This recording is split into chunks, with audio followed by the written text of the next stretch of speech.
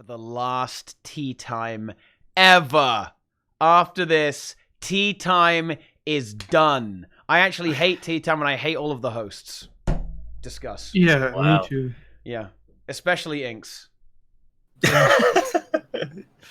Especially me. Yeah, me and Inks have always had really serious beef, but we stuck together for the clicks, right? It was all about the clicks this entire time. Yeah. You know, it's Everything's about the clicks. Yeah, it's really all about the clicks, and you know, we stuck it out for a while, but wasn't there we that can't do period it of time? Yeah, like I don't know, a year ago or something. Inks needed just a break from doing a weekly thing, and then like you said, okay, I'm taking a break, and then a bunch of people in chat were like, oh, he was just leeching off a teapot this whole time, and he's like, now that he's got his viewers, he's leaving.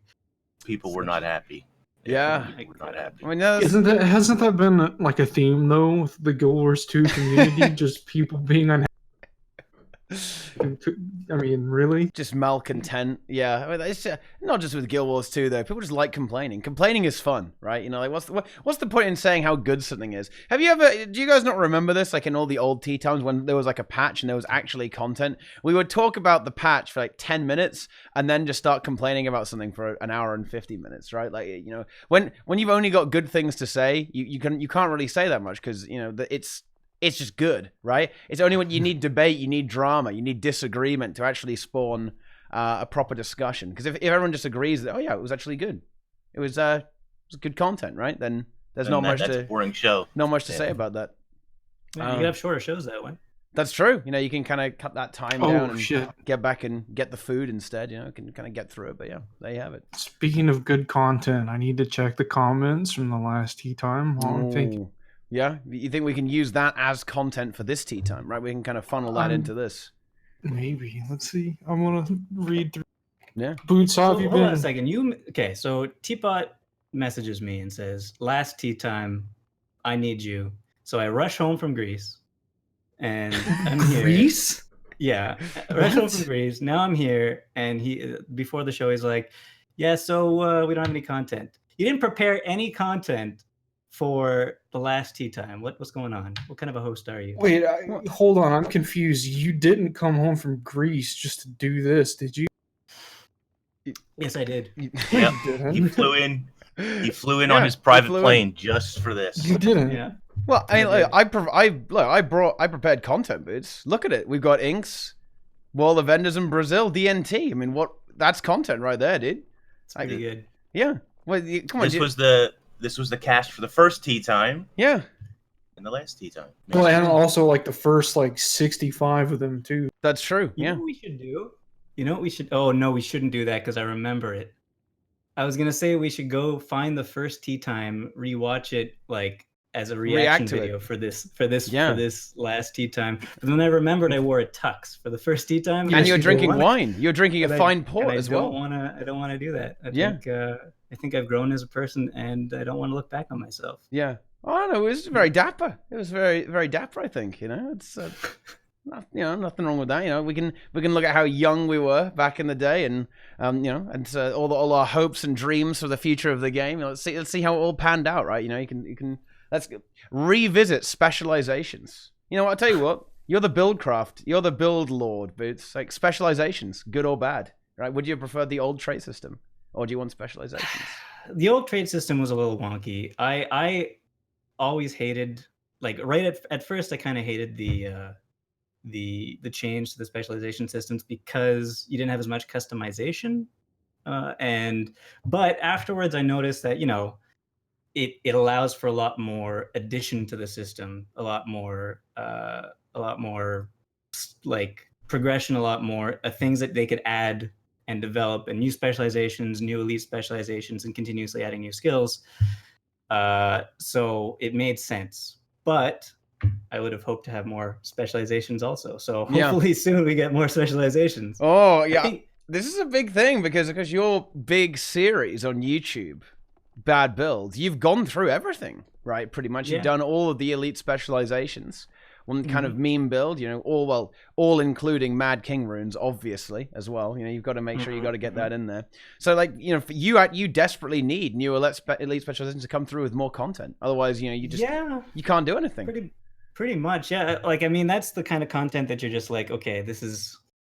I like doing this new elite specialization. Like every balance patch, I can still come up with something and put something out, but I only do it when I like it, you know. So like it has to be a pretty big balance patch if it wants to give me something interesting to do. I know in the last balance patch they buffed Condi Ellie like out the wazoo. Oh yeah. And Yeah, I that's like good, that a man. lot, but I've been gone. Like I left before the balance patch happened, and I've been gone this entire time, and I just got back, so I haven't really been able to do much with it. I made an Oh Earth Shield. man. I made an Earth Shield Condi Weaver for raids that does like 30 something K DPS using only Earth Shield, but I don't think I'd ever use it. So we'll see about that. Yeah, Condielli is absolutely beastly, man. Absolutely insane. It's very, very strong right now. And Earthshield as well with all that big barrier uptime, man. That's, easy. Yeah. Easy DPS. You sacrifice like I don't know, 3k DPS by using stupid runes, but you always have barrier because of it. And you always have that. You just have to auto attack in their shield, and you get 32k DPS in Condi Weaver now. That's pretty good. Yeah, it's but just how far we've come. How far we've come. Is it easier than auto attacking as a thief? No. So I don't know if it's worth it. But yeah. I got to say I've got a bit of a soft spot for the old trait system. I think I do think you could have done the same thing with specializations, right? And introduced new stuff as well. With you could have Reaper and Scourge, right? Because as it stands, the idea, right, is that Soul Reaping is the Necro core, almost like elite spec, right?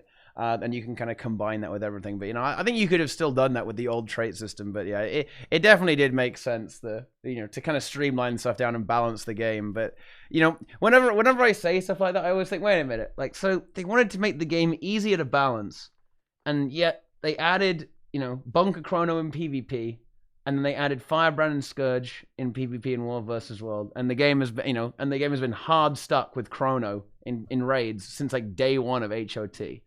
So what happened to that then, right? yeah, it makes you think, doesn't it? It does make you think.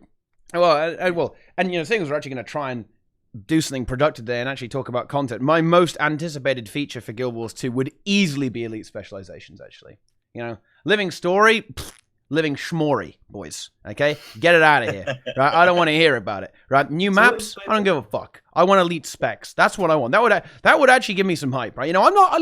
Okay. I'm kind of on the relaxed phase about Guild Wars 2.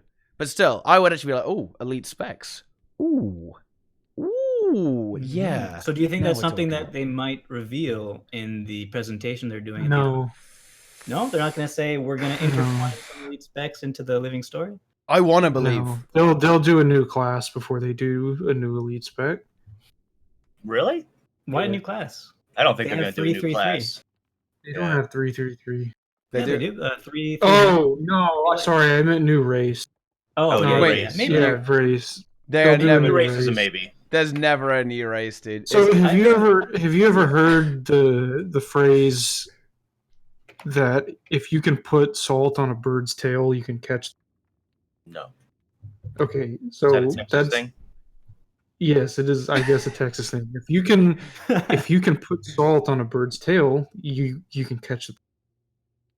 So it's kind of like, essentially, that doesn't actually do anything. It's just if you're close enough to the bird to be able to put salt on its tail, then you can just grab the damn bird. Right. It's kind of like that's.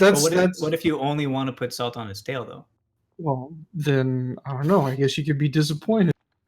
But like elite specs, I think elite specs will totally happen. I think they'll definitely happen right after we get a new race. 100%. Okay. You know, it's funny though. Probably if you look back on our first Guild Wars 2 tea time, we probably talked about, are we ever going to get a new race?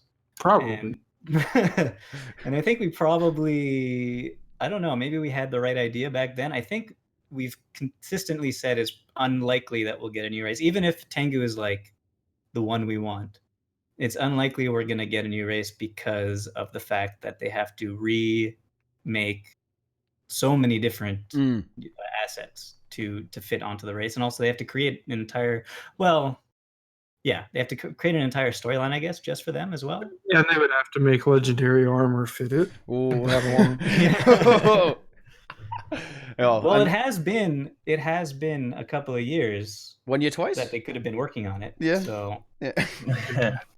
Wow. Yeah. So I think it could be. It could be, but I don't know.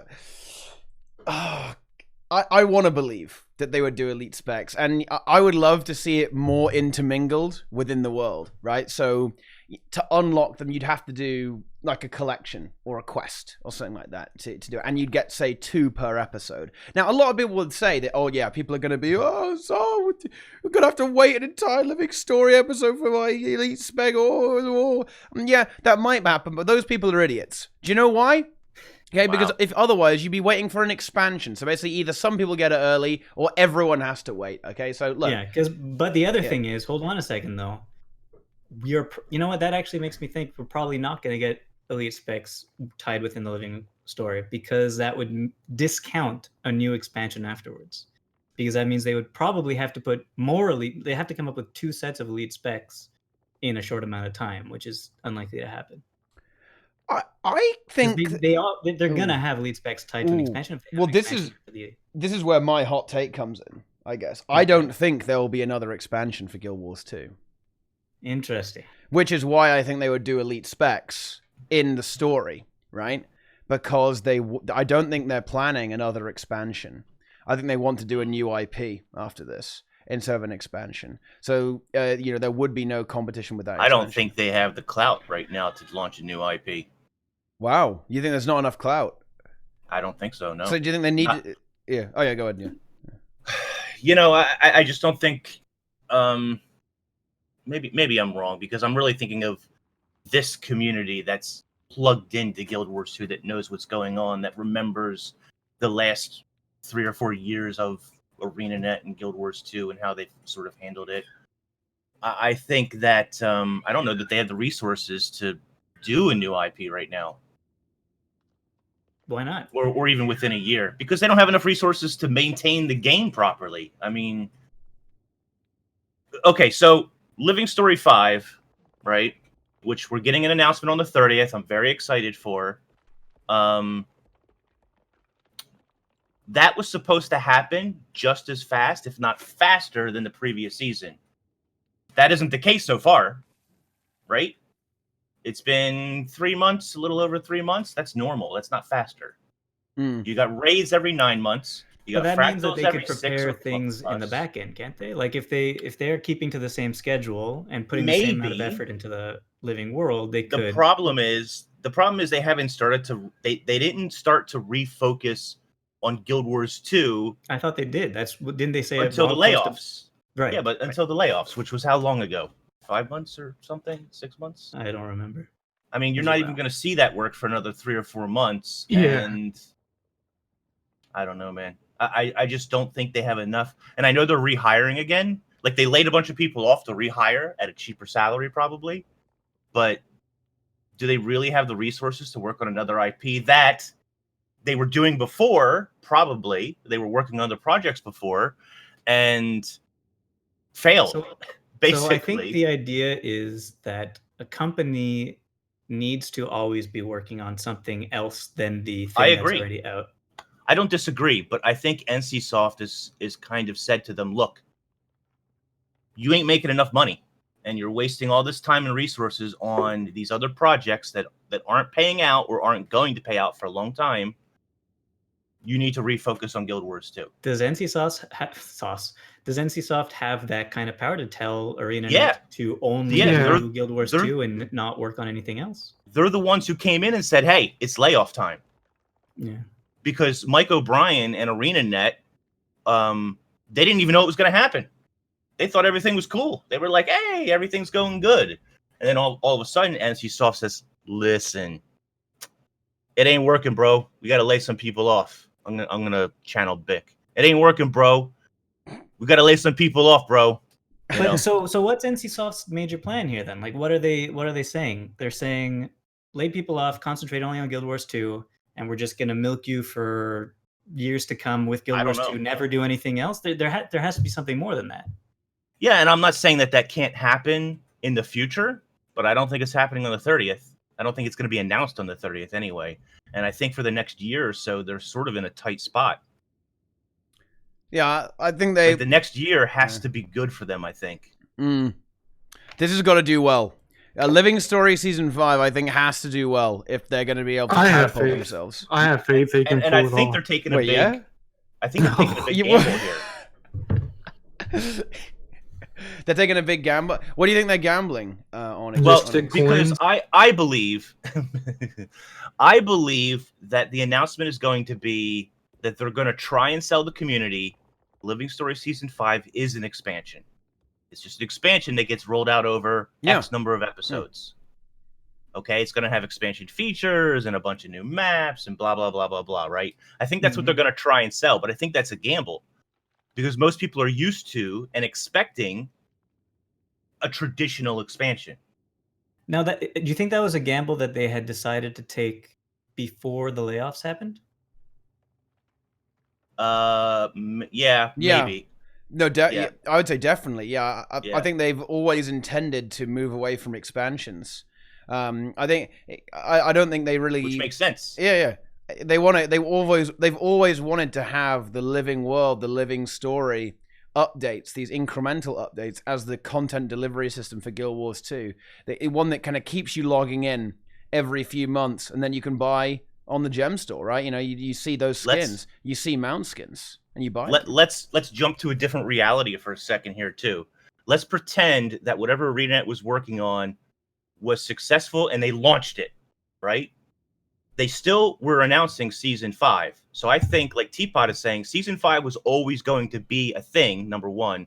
Number two, it was always going to be expansion-like, because if they have a second IP or a second game or whatever that they now need to support with this 400-people staff, then that means Guild Wars 2, like Season 4, is not going to have as many employees working on it and not as many resources.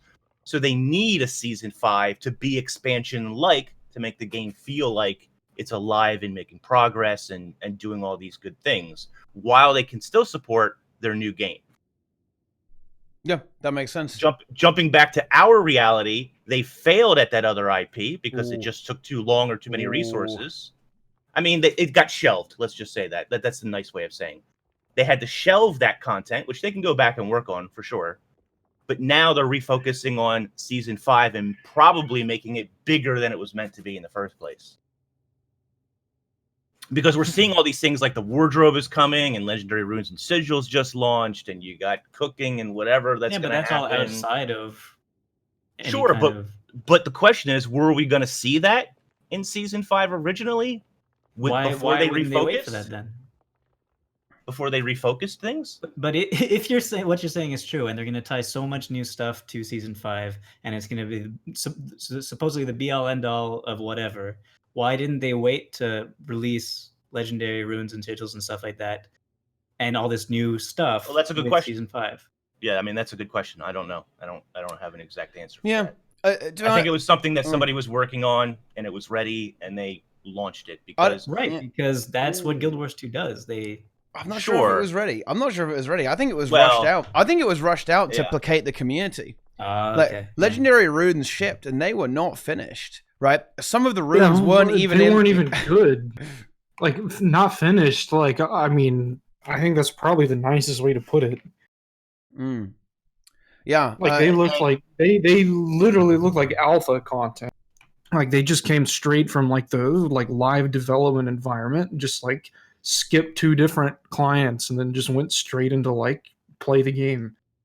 Like, they look horrible. Like, I didn't log in to see them. Like, I saw like screenshots and videos that some friends showed me of like what the whole shit like the interface was. Like, well, it's better. It's a little better now, right?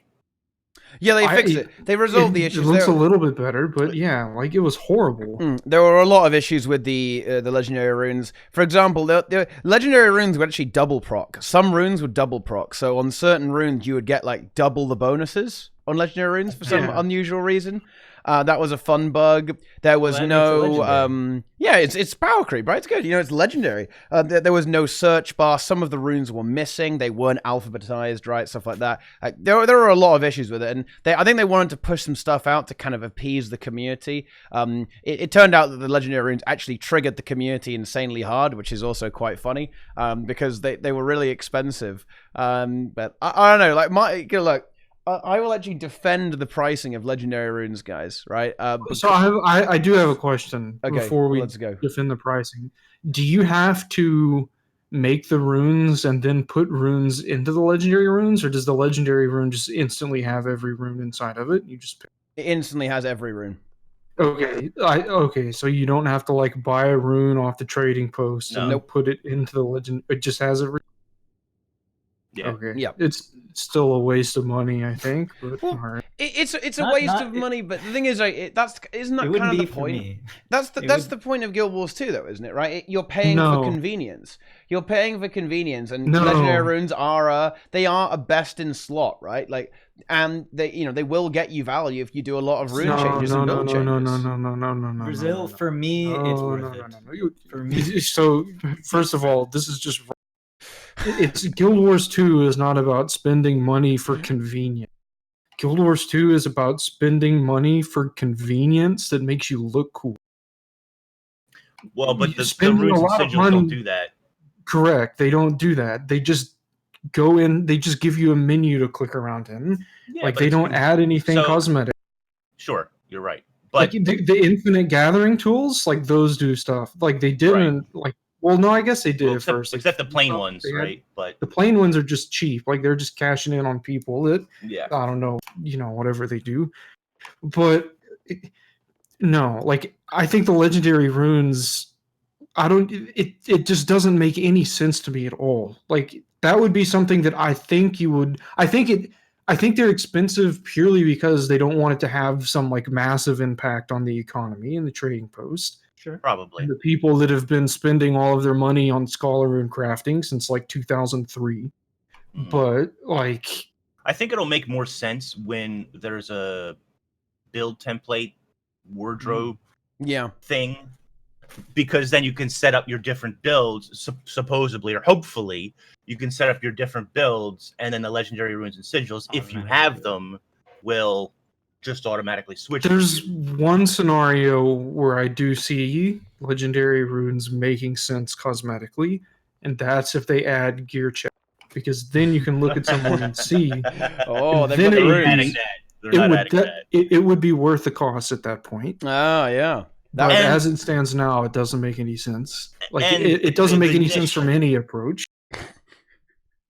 It makes sense for the boots of the world out there, which are very few, I realize, but it makes sense for those people because it makes their life just easier, right? Yeah, especially now that they did that change to salvaging gear to get stuff. You don't get stuff out of the gear anymore, right? You don't get the runes and sigils out of the gear when you salvage it anymore. So wait, what? Yeah, they did that a little while ago. Yeah. So if I get a weapon that has a 4 sigil and I salvage that weapon with the Black Lion kit, I don't get the 4 sigil. Yeah, as far as I know. Wait, what? What? When you salvage things, it salvages everything, doesn't it? It salvages the sigil itself as well. No, you could. I think you can still use the Black Lion kit. You can still use the Black Lion kit to automatically get stuff out of it. Yeah. To get the rune and but if you salvage it with normal stuff, you don't. If you don't use a Black Lion kit, right, it doesn't give you the rune or sigil ever. Ooh. It converts it into the other material. Yeah. There's also a rune and sigil, like, unlimited kit that also will give you the thing, I think. Yeah. So kind of exotics. Yeah. So anyway, I don't have that many Black Lion. I could get more Black Lion kits, I guess, but that has been hampering switching runes all the time, trying to make new builds. So I do want those legendary runes and sigils, and I do want legendary armor, but I am not I don't play enough to get that stuff. Yeah. Yeah. Does that make you angry? You got to stop living it up in Greece. Yeah. And why are you in Greece? That's where he lives now. Wait, why were you in Greece? That's his second home. Wait, no, what? my second home. Oh, okay. No, And I was just there for a couple of weeks. You gotta. This is what you guys don't know. gotta Look, start you guys playing the don't realize that Boots made all of his money on Minecraft LPs, and he just lives in Greece now. Mhm. He's got a second house in Greece. Him and his wife go there. They just chill. By the way, you know what's cool about Greece? What? Really cheap food. It's There you go. fantastic. You can And get like driving motorcycles. lots of motorcycles. Yeah. Yeah. The 2 yellow lines on highways, 1-lane highways, don't mean anything. You could just pass people on that. Nice. Yeah, a lot of fun. Yeah. That's good. Yeah, legendary runes will definitely make a lot more sense as you know, as we were talking about earlier. It's gonna make a lot more sense when you've got build items. When you've got build items, it will make sense, right? No. Yeah, no, it will. Wrong, right, or I suppose I should say actually. Yeah. Wow. No, it will make sense. Like look, it's endgame. This is exactly what people wanted. They wanted something to progress towards, and well, now you can. See, here, I think ArenaNet's finally understood. They've slowly been giving people more and more legendary gear that's more and more expensive and does less and less. And so finally, I think after people have crafted their runes with their build templates, they're going to realize there's no reason to play. Like, it can't get worse than this, so might as well just cash out now. Let me put my account on playerauctions.com and sell all my stuff, and you know. What is next after like all the legendary trinkets, all the legendary armor, runes? What is next after that? Well, no, we're still missing. I know, but once we have everything, what would be next? Then you just have to. You know, they might actually have to make content. Said, Boots, right? They might have to make content. Yeah. I've actually said, and I don't think too many people will really agree with this, but I think that they're going to continue doing legendary weapons. Ooh. And I'll tell you why. Number one, it gives players something to do in the game. It gives them something to work towards. It's a huge material sink and gold sink. And ArenaNet knows that they can launch like one per story and just slowly drip them out over the next year or two. And like there's no collection or nothing, right? Here's a bunch of materials. The recipes are all the same, more or less. Go get these shards or whatever. I think it would be silly of them not to reintroduce a third tier of legendary weapons. I'm just not sure if they ever want to go anywhere near that again. It's gonna be 40 years before they're done with that. I think they're terrified of stuff like that. I think you won't see it for the same reason that you won't see legendary armor again, right? I don't think they realized what it was supposed to be. I mean, all of those legendary weapons. I think people forget this, right? Every single legendary weapon that was Gen 2 was supposed to ship with Heart of Thorns, or at least be in the Heart of Thorns lifespan. Yeah, and there were like 3 of them. But they found a better way. They launched. I think a couple stories. There was 2 of them that they launched, right? Like the hammer and something else came. The hammer and sword came together, which was probably a mistake on their part, to be quite honest. But if they just drip one weapon out per episode, hey, they got 2 seasons out of that.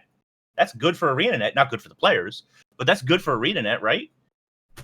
Have they finished all of the Gen 2 legendary weapons now? Yes. Yeah. It's done. I forgot about the hammer until you mentioned it, but now like I remembered what it was. Oh, wasn't the longbow? The longbow is the one that pissed everybody off. Which one's the longbow? Because it's just 2 skins that they already have in the game. Yeah, because it looks a lot like the weapons. You're Are you talking incorrect. about how there was a lightning bow in the gem store? That was No. So I think it's the longbow. Inks made a mistake because he said it looks a lot like 2 weapons that are already in the game, but the correct way to phrase that was that it is exactly a combination of 2 weapons that are already in the game. Okay, fair enough. Yeah, the Stormbow made people mad too because they thought it should be legendary, and actually, it probably should have been. It really should have. There's been some stuff in the gem store that's been pretty legendary tier, right? Like the rifle. What's the rifle called? You know that really cool rifle? HMS Divinity. No, not the legendary one. The gem store, like the big sniper rifle, right? Like the big fucking sniper rifle. It looks absolutely insane. Yeah, it looks really fucking good. And not Zafira's one. No, like the like the blue one, right? Like the magical one. Yeah, the arcane rifle. Oh my god. That is such a great skin, actually. Oh man. In the gem store, obviously. The new back stuff with the blades is pretty cool too. Arcane rifle? I have to look this. Yeah, it's actually pretty sick. It looks terrible. Wait, what? You don't like it? Of course, It Brazil hates looks like Of something course. that a Char role player would have. Like, we already have Predator. Why do we need this? Dude, when you unsheath it, it's animated and kind of. Yeah, no. See, fucking. Inks, did you just say that? Did you just say that it was different? Yeah. It looks different. That's why it's good. Well, hasn't ArenaNet been trying that for a while now, and that's consistently been wrong. It's different, so it's good, right? Okay, I want to rewind a little bit too and say about legendary armor. Now they're never ever going to do legendary armor like it was done in raids. That was just, I mean, that's not even fixed to this day properly. But they have added legendary armor to structured PvP in World vs. World. Yeah. It's not as flashy. It doesn't really transform or anything, you know? So I don't know if legendary armor is necessarily off the table. It just won't be raid legendary armor, which is the fanciest of all of them, right? Possibly. Yeah, they could add a different skin for legendary armor. And I wouldn't be surprised if you've seen structured PvP in World vs. World see a couple of more added legendary, like, ways to obtain particular legendaries for those game modes going forward either. Probably the fact that the structure of legendary army, how it works, like coding wise, now that it's in the game, it's probably going to be slightly easier to make new skins for legendary armor sets. They'll be able to make legendary armor faster than they did last time, is my guess. So I think so. Possibly. Well, Anyway, wait, the legendary version of World vs. World has tentacles or whatever, doesn't it? Yeah. You have some. That's not nothing. Yeah, no, you might not like that. But... So it's in World vs. World and PvP. It's like, okay, so you get the skin at ascended level, right? Right. Okay, and then you can upgrade it to be purple. Okay, so the Ascendant looks exactly like Legendary. Yeah, you get the skin earlier, right? You get the skin earlier, so it's kind of the same thing. And then you can upgrade it to have the stat swap, which is which is the convenience. It's kind of the same thing, right? You know, it's kind of the same thing. So it's all right. Yeah, that is a bit sad, but like the going from Ascendant to Legendary should have added a little something more, you know. Add extra tentacles. I don't fucking know. Even more tentacles, yeah. Even more tentacles, or whatever, you know. But more tenties. Okay, fair enough. But I mean, it does exist, and you can get it, you know. No, I don't want to. I'm going to want to ask Boots that general question though that we kind of touched upon, right? On where is the game going? Because everyone here, everyone knows that what we think of where the game's going. But Boots, it's been a while since we've heard his thoughts on the game. Where do you see the game going? Like, where do you see Guild Wars 2 in a year from now, in 2 years from now? Like, what's the situation there? A year from now, they're still going to be in Season 5. Yep. That's real. Unless something crazy changes, but that's unlikely. Yeah, so the Season 5, 2 years from now, that's a good question. God, do you think Season 5 they're going to go to Cantha? No, it's actually kind of confirmed. It's almost confirmed. Someone was saying something about whispers about Jormag, right? Yeah. This is kind of a fun thing actually. We should talk about. This was spotted very early on actually. You can see eyes if people got an email about the 30th thingy, and you can see these eyes in the snowstorm, right? And it's Jormag, right? And then on top of that, now they've added some NPCs, some Sons of Svanir and some Norn, and a mysterious traveler, all of them talking about how, yes, we must join the Dargan, right? All of that sort of thing. So it's more or less confirmed that we are sticking with the dragon storyline, unfortunately. So hold on a second, though. If Jormag is up and about again, doesn't that mean that Primordus is also up and about? Who knows? They might not exactly be up and about. It's more that we're supposed to be sleeping. We're going to slay. Oh, Song of Fire and Ice. Yeah, we're back to Season 1. This is what happens. Okay, I've figured it out. This all makes sense now. Okay. So Jormag and Primordus. Jormag consumed Primordus when he was in his weakened state, and now we're gonna go full circle back to the Dredge.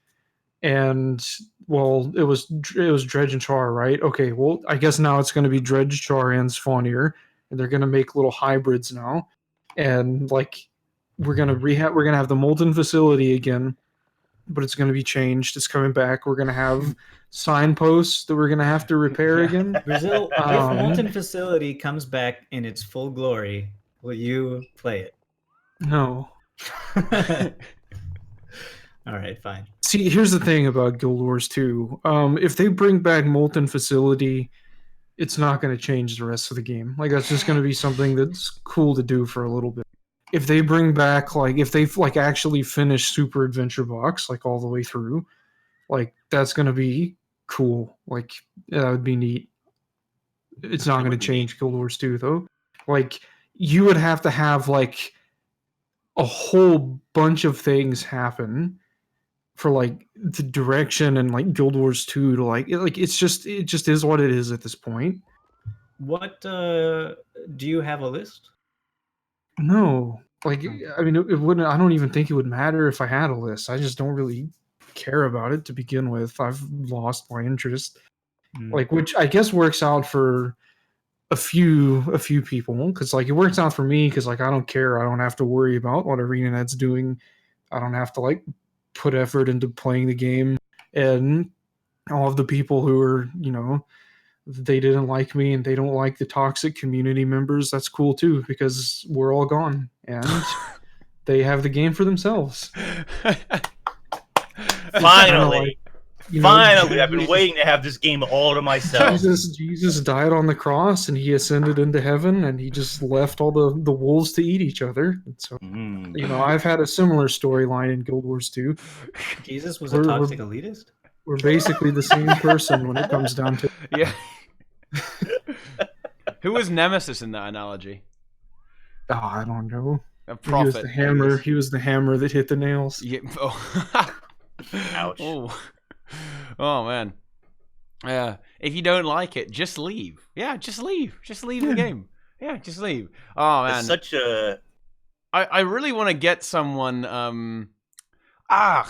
I want to get someone on the stream who is of the just leave opinion, because I don't think I've ever talked to anyone like that. Right?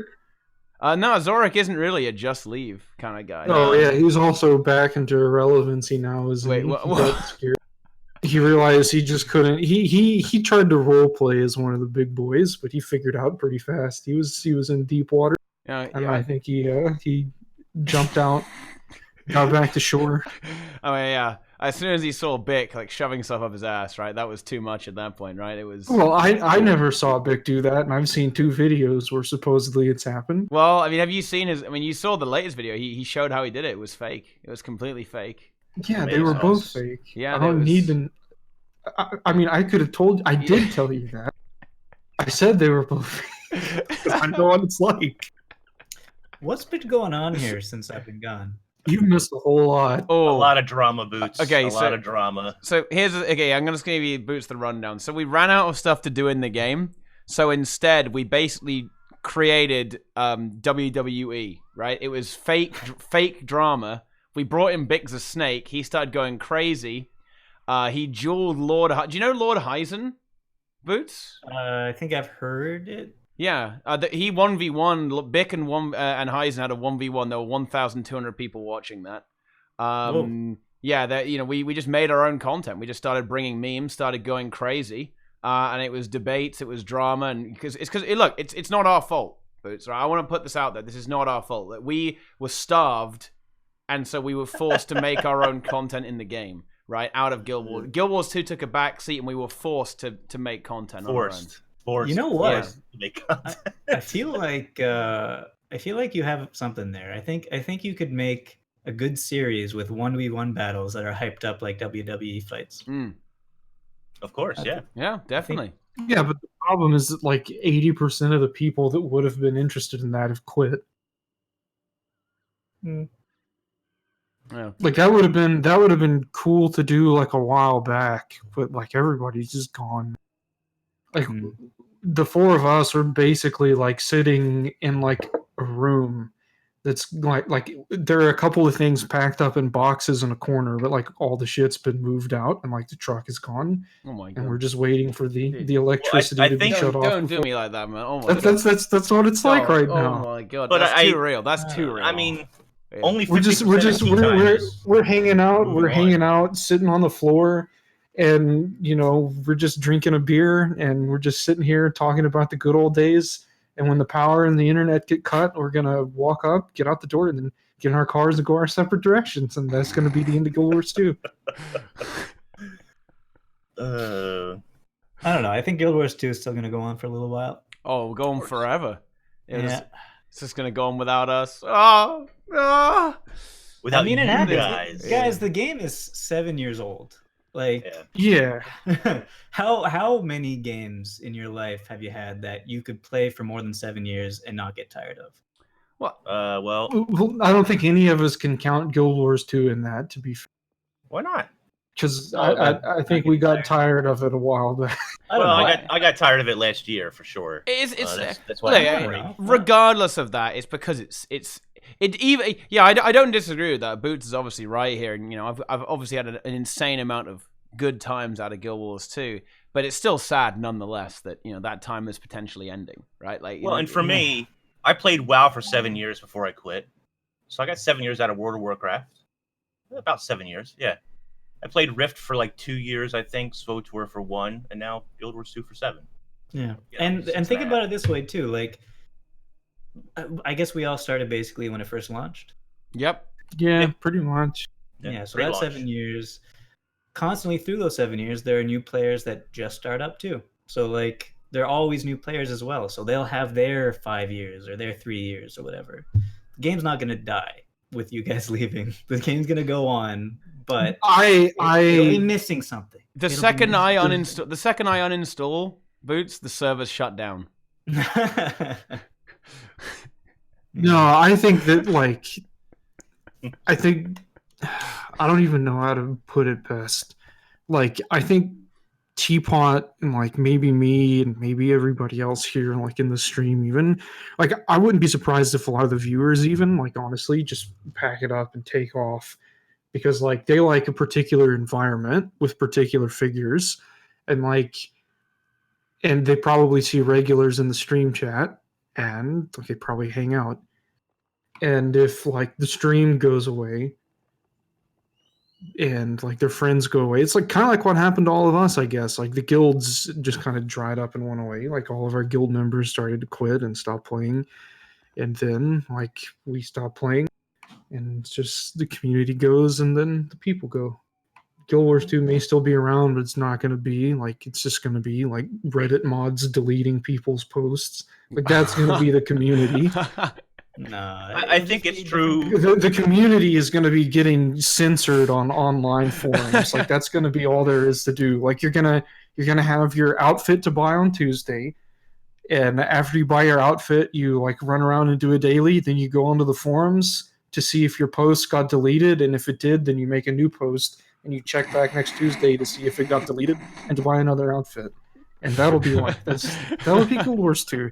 Like I somebody mean, makes a good you guys point in have chat. you guys have a lot to look forward to. There are a lot of new outfits to come. Like Mm-hmm. it's going to be great. I can't wait. Somebody makes a good point in chat. To anybody here quitting, can you give me all your stuff so I could actually make legendary armor and No. Well, you Oh, can come win on. the ERP. Win the ERP, and you can get all my stuff. Whoever Yeah. wins the ERP, please send me Yeah. 20% of your winnings. Dude, Thanks. you're gonna get 'Cause I'm still playing. the big fucking money, dude. Like every single person who wins the ERP is gonna be, 13K plus, 13K gold plus. That's pretty good, right? And yeah, look, guys, chat, we're joking. We're not actually that important. I can't believe people keep what. No, the thing is, we're not even as important as these people think we are. Like these people think we're more important. Like if you like feel the need to like talk about how irrelevant and unimportant we are, like come on, like that should speak for itself. Like, acknowledging you is barely even worth it. Like that's how irrelevant it is. Because like we could be huge. Teapot could have 10 million viewers right now. Nice. He can have PewDiePie money. Nice. And it wouldn't make a difference because he still wouldn't be important enough for ArenaNet to listen to him and change. Like, there's it no wouldn't. ascertainable degree of importance or value that he could ever achieve that would make him influence ArenaNet's decisions. Oh my god. Okay, well, look, let's just stop this fucking severe depression. Oh my god. Here's the thing. If you don't think we're important and you don't think we have anything good to say, then just leave. Just leave. Just leave. No, to bring it back to what I was originally kind of asking Boots, because I never really got an answer, right? Like, if I just flat quit the game tomorrow and I come back in 2 years' time, what's changed in your mind? Like, that's what I really want to know. Stuff. Except for me giving all yours over there, because that's what I really want to know. That's what I really, really want to know is if I do take the advice and just quit, right? And I come back, what will be the difference, right? Will we have new different types of content? Will there be an expansion? Will there be new specs? Or will it just be the same? Is it just going to be the same old maps, outfits, and some story, right? Like, where are we going? Like, where is the overall plan? Because I don't want to just talk about the next thing, like the next story patch, right, or something like that. Like, are we gonna have a raid? Are we gonna have more raids? Are there gonna be fucking fractals, right? Is there gonna be any difference, or is the only difference, as Ipos says, that I'll just be playing alone because all my friends will have quit? What's the difference gonna be? 7 years in, how many things have changed since the beginning of the game? We got raids, we got fractals, we got more story, but I mean, you kind of know what's coming, right? You're going to get more things that are similar, maybe some more inventive things that are slightly different, but tied with it. It's the same engine, so you're not going to have that crazy stuff. So you know what's coming, right? And either you're looking forward to it or you're not. Well, it just seems a little bleak, is all. It just I want to see some. I want to rock the boat. I want to see the boat rocked. I want to see energy. I want to see some new stuff, some fun memes. I think if you left for 2 years, you'd have a couple of fractals to come back to, a couple of raids to come back to, maybe elite specializations, one set. And then more story, more content, more of the regular stuff that has already been happening that you don't really care about to begin with. Go ahead, Boots. One thing that could change the game a little bit, in my opinion, if it comes and works well, is the World versus World Alliance system. Maybe. I really... So here's my problem with alliances. Alliances possibly fixes world imbalance, which is very important. But we haven't heard enough from ArenaNet as to what else they plan to do with alliances. Are they going to do a reward rework? Are they going to do rebalancing, which it desperately needs? Without having all that other stuff, alliances itself isn't enough. Just my opinion. But I don't want to go into too much of a depression take, but alliances, it's not going to do anything. I don't think it's going to happen. And another thing is, it's a long way out as well, and it's too late for World vs. World. And World vs. World isn't the focus. World vs. World doesn't need this one thing. I think a lot of people think that they'll be like, yes, this one magical trick is going to change everything. But no, World vs. World, is like, it's like a pigeon, right? That's kind of crash landed. Its leg is all a bit messed up at this point. You can't just say, "Hey, little buddy, have a little piece of bread," right? You've got to take the pigeon in, right? You got to put him in a little basket, right? You got to pet him and give him some water, right? It needs love and care, right? It needs prolonged love and care to recover into its former glory, right? You can't just say, "Oh, yeah, there you go. There's your one thing. Off, run free." Off you go. Just enjoy World vs. World players. No, it's going to be it would need to be a long, protracted campaign to bring world versus world back and actually nurture the game mode, right? And that can't be done without a massive restructure. So what I suppose what I'm actually getting at here is that, do you think there is any way that ArenaNet would ever change their priorities as a company development-wise? Because that's what's necessary to really make changes. Okay, if we keep going as we go now, then realistically, I'm never gonna kind of get rehyped about the game. Like, the only way that things will change for me will be if they change their development and design priorities in Guild Wars 2. I think the problem is the metrics are really against players like Teapot here. I think that the metrics tell them that what they've been focusing on more or less is where their priorities should be. And I understand that's sad for anyone who is like Teapot or maybe Brazil or whatever, but no, it's not sad for me. I don't care. I don't give a shit. Okay, forget Brazil then. But Yeah. It's sad for people like Teapot and Salt and people involved in the ERP and so forth, because I don't think the priorities are going to shift, really. I think that ArenaNet is somewhat happy with the balance they currently have, which sounds crazy to us, but probably not so crazy to, the more casual players who don't have 10 hours plus a week to play games. Yeah. Pepe hands. Okay, nobody ever cared about Brazil. Lol. And, yeah. Oh my god. Well, there you go. Brazil, did you have any idea? You said you had a few ideas to bring some memes to the stream, some content to the stream. Like, what's up with that? What's the situation? See, now I have new ideas. I've had new ideas since then, but I think they're a bit too much. And I think, I don't know, have we all talked about, really, where we've gone since we started the game? What's gone on? What did we start the game with the intention of doing in the game, and then where did we end up? Boots, did you always want to make shitty builds with Mad King runes? Yeah. Inks, did you always want to quit just to play MTG online? And Teapot, did you always want to roast ArenaNet? I suppose I've definitely undergone a dramatic transformation from the start of the game.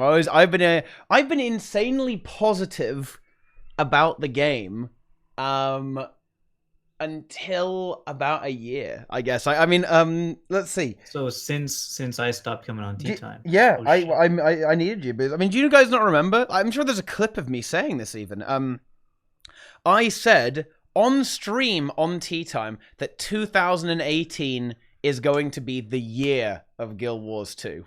And then it was like the deadest What year. an idiot. It was like the deadest year idiot. in the game's history, except for the content drought. That was a bad prediction. But look, guys, I own it. I own my bad predictions. Simple as that, boys. Right? That's what it is. Easy game. Yeah. So there you go. Like, it took a long time to break me in terms of optimism, right? Like, it just didn't. It took a while. Took a very fucking long time. It takes there you go. All right. Memes. There you go. I guess that was my journey. It's been very, very positive. But yeah, I never really wanted to end up bashing the game. I really, really love the game. I'm grateful to the community and to ArenaNet for everything. I think a lot of people really only. You can see this even in the chat, right? People only want to listen to a 5-second soundbite. They don't want to listen to what you actually say. And as a result of that, people really get the wrong idea of what we all think about the game. It's always going to have a very special place in my heart. If I wasn't as invested, considerably more invested in the game than the people who say just leave, right? Then I would have gone a long time ago, right? If I didn't love the game as much as I did, I would have quit. More than over a year ago, like year and a half. Teapot, you've had multiple years of being able to stream every day for a long time. This one game. Yes, and it was arguably it was arguable that I was kind of milking it, and it was maybe not justified. There was a time. Check this out, Boots. Okay, there was a time where I would be doing a full clear of wings 1 through 5 every single day. And sometimes wings 6. I did that 7 days a week. I would even after tea time, I don't know how. right? I would then switch over to gameplay and then do raids. I like this game so much. I wanted to stream every day, guys, and I even endured solo queue, duo queue PvP for 4 to 5 hours a day at one point. And that was suffering. And I can't believe it was all just to make enough gold to give me when you leave. Yeah, and I mean, I don't know if you guys know this, but everyone on TeaTime is fully subordinate to Boots, right? Like Boots is. That's God. actually true. His people kind of rule Wait a the minute. world. Oh boy. Wait a second. What? He's got to take his please keep donating. Please keep donating to the ERP because we've got to fund his 30% cuts. Yeah, well, And still make a profit.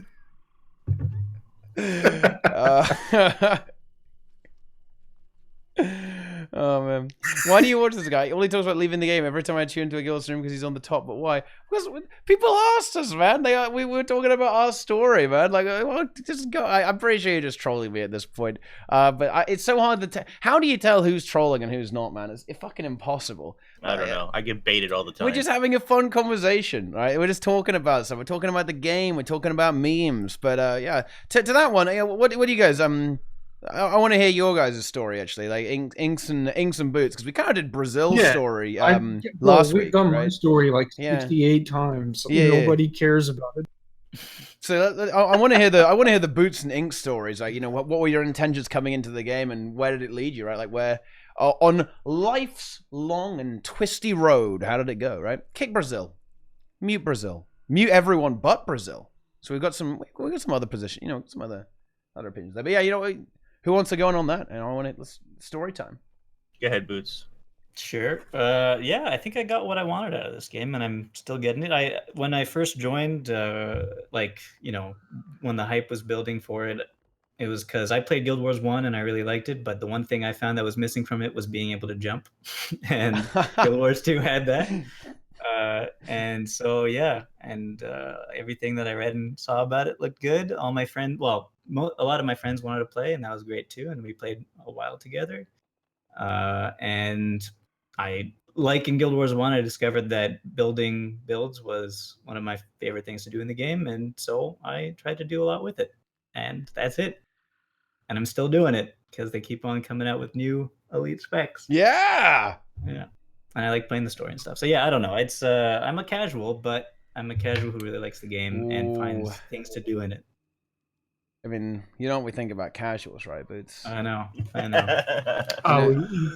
Eat the casuals. Yeah. People got really triggered by that video on Reddit Brazil. That was like, it was oof. People did not like that one. Yeah, I didn't even think that one was even that edgy. Like, it was just like really obvious troll, right? Eat the casuals. Did that go on Reddit? I missed that. Yeah. Zach has been posting all of his fat memes. Zach sent me a link to the YouTube video. I saw that had like a 50-50 dislike, but that was all I really looked into. I think I was at a restaurant when I was listening. Yeah, I was. I was actually like in the process of moving. I was in a restaurant eating whenever I watched it, so I didn't really do too much investigation. Yeah.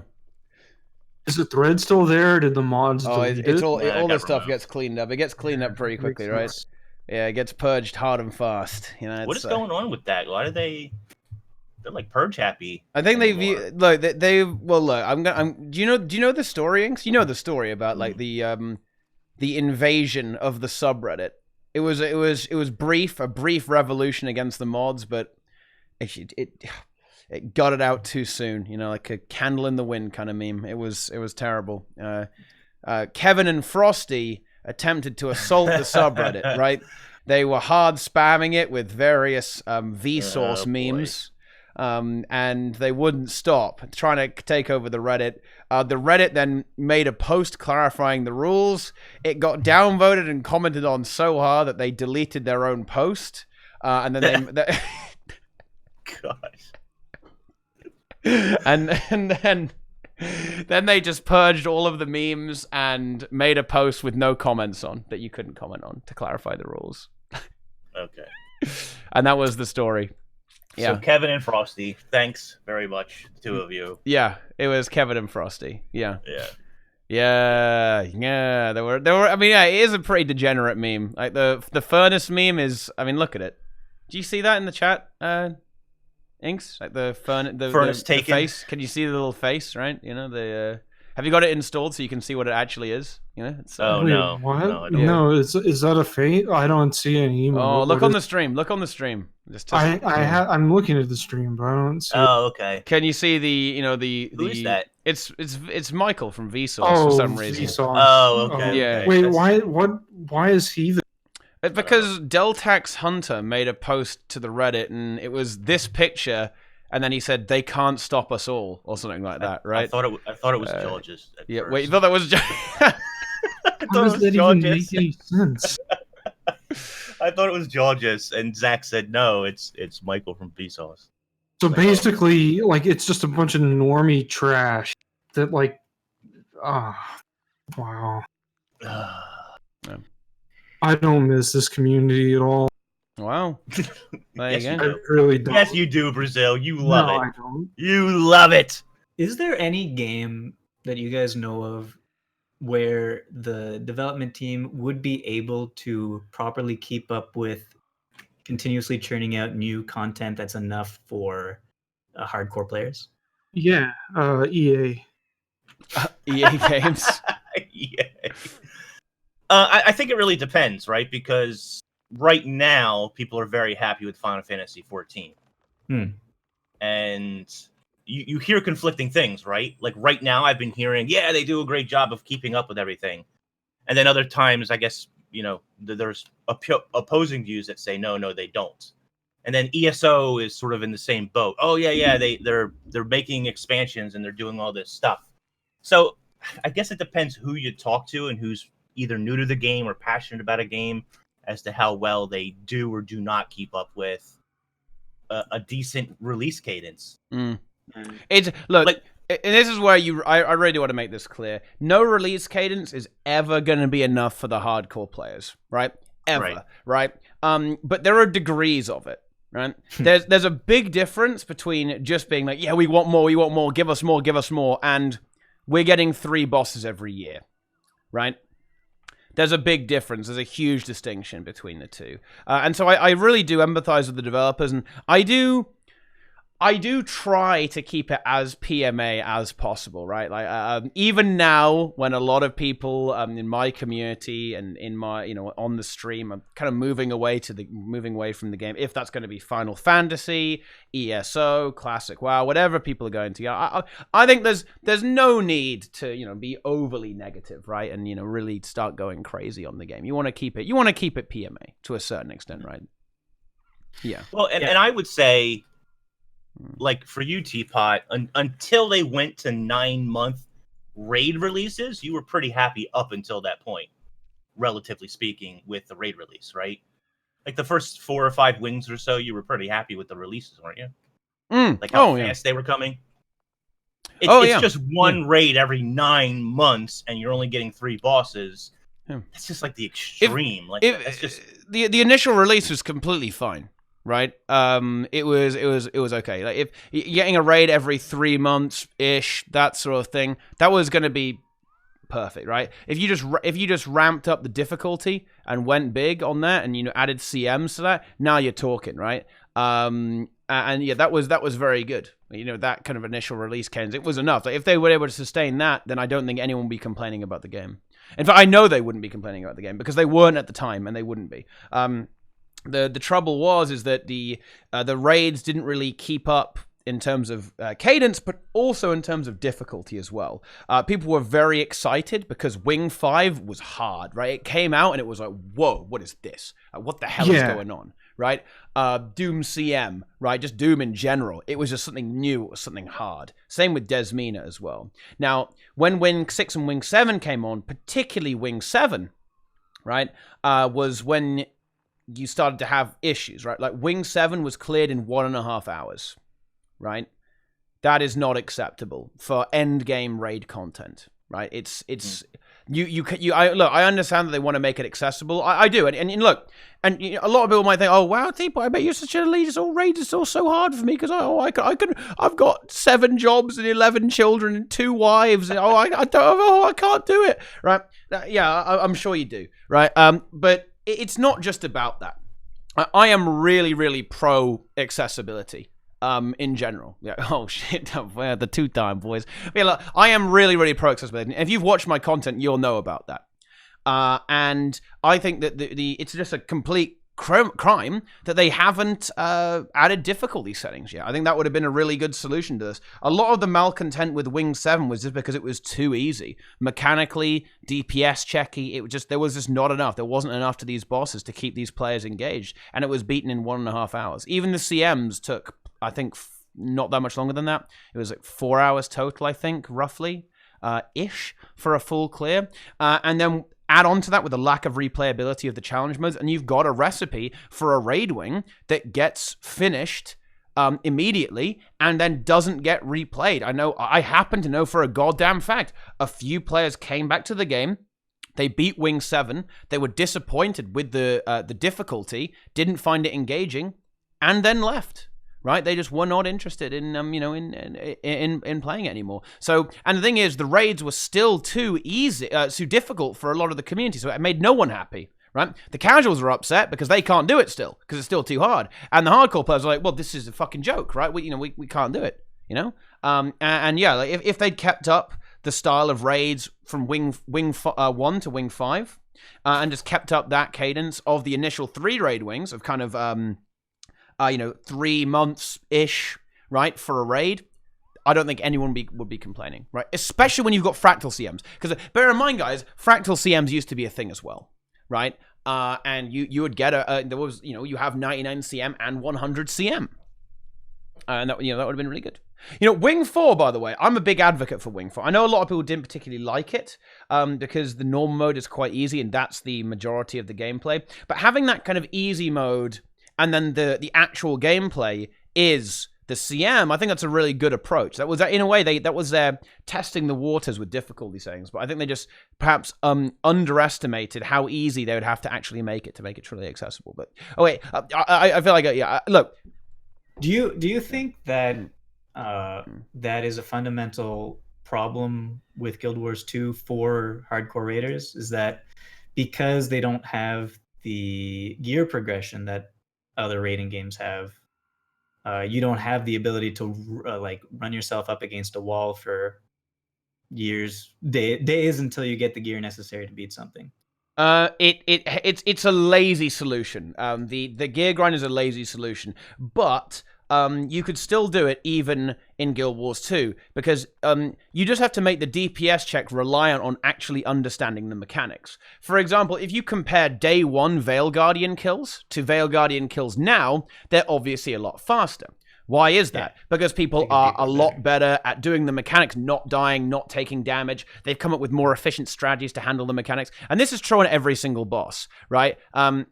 If you look at how Doom was done on day 1, the tanking was very efficient. The green circle strategy was very efficient. All of this stuff was really, really inefficient. Inefficient, right? Okay. And the thing is, right, like a lot of the kills of Guild Wars 2 bosses are done without any idea of how the mechanics work.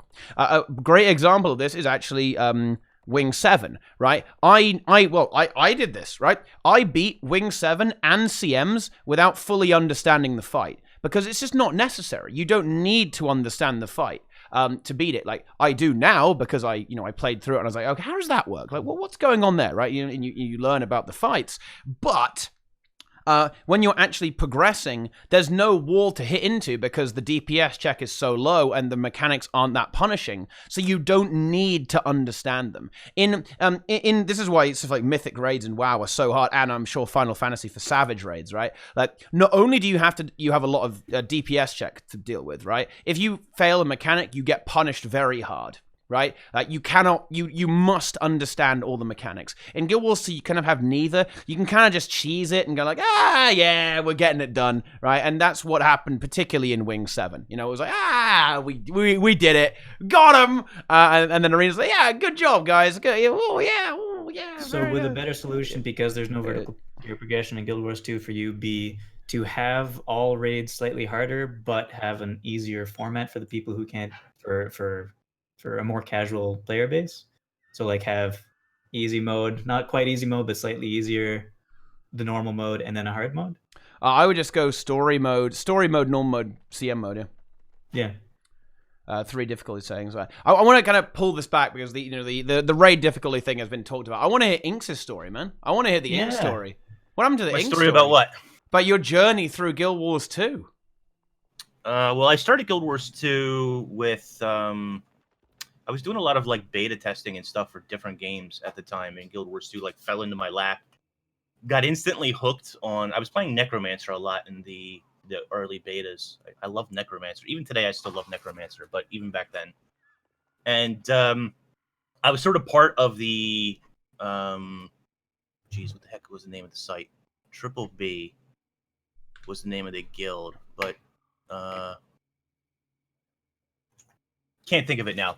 It was a large guild that I was in for quite a long time, and fairly casual about the whole game, leveling up and all that kind of stuff. But there was tons of people, and for a long time for me, it was just doing dungeons.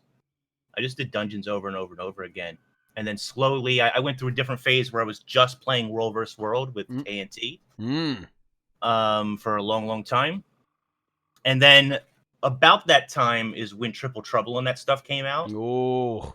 And got hooked, like super hooked on doing things like Triple Trouble and the different world bosses. And I was on Blackgate from day one for a long time. So, fortunately for me, yeah, Game Breaker TV. Fortunately for me, I never had a problem where a server wasn't underpopulated for me in World vs. World or anything like that. Like, Blackgate was always popping. So, in World vs. World, there was always fights to be had. Like, I didn't have to worry about this. It's 2 a.m. in the morning and nobody's online. No, it was constantly full. So I guess I was lucky in that way with my World vs. World experience early on, which got me really interested in that. And then a friend of mine. So what would happen was, Guild Wars 2, when it first launched, the gem store was super sparse, right? There wasn't a lot in the gem store, and people were like, "We want to give you money. Give us gem store stuff." And then when they started to do that, they started to do Black Lion chests, which were really bad back then compared to today.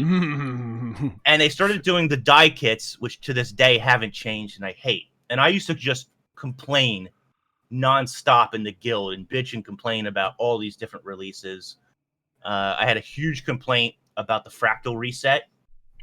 Like Brazil can definitely speak more on that. Like, he was at the upper tier, but I was maxed out in fractals, and having that reset at the time was like a punch in the gut.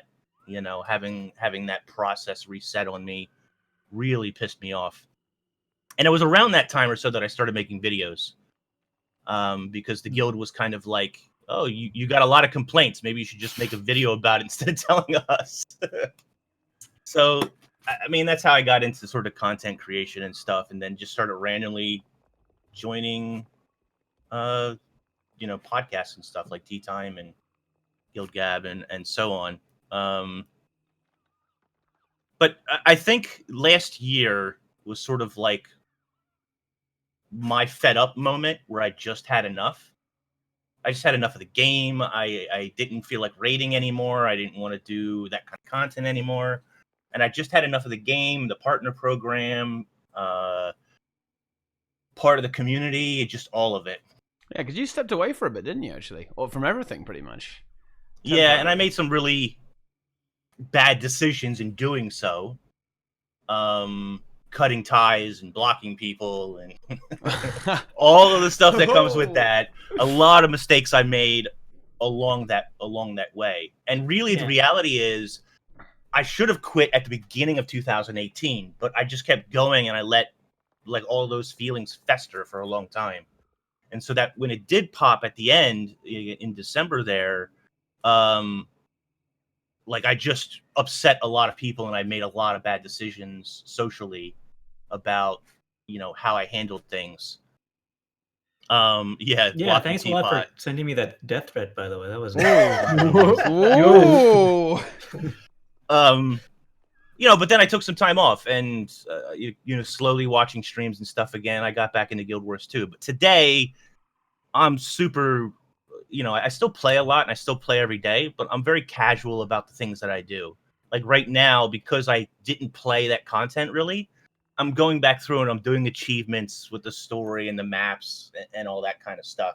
And I realize that content isn't for everybody, isn't engaging for everybody, but I enjoy that aspect of it. I enjoy just doing that, right? I'm certainly not ready to jump back into raiding and stuff yet, so I've got like 2 raids worth of content to catch up on eventually. But I'm just not ready to dedicate time to that right now. I just take the game as super casual. I try not to spend any money on it or very little money on it. Not because I don't want to support ArenaNet, but just because I don't play the game enough to the point where I feel like I should be spending money on it, really, to be quite honest. And I stream. I don't really stream that often, not as often as I should, sadly. But I'm just in a super casual mode right now. I'm not quitting the game. I'm not leaving. Are you enjoying it? Yeah, I'm enjoying what content there is. I am worried for the game and the direction of the studio and what they're doing. I hope they do a good job. I'm excited for the 30th, but we're also in a big time of uncertainty, I think, for a lot of players. So we'll see where this goes. That's just kind of where I'm at right now.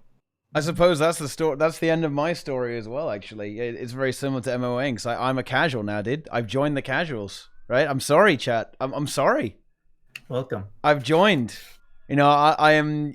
I'm a hard casual player in Guild Wars 2 now. I have been for a while, really. I suppose over a year. I haven't taken the game that seriously.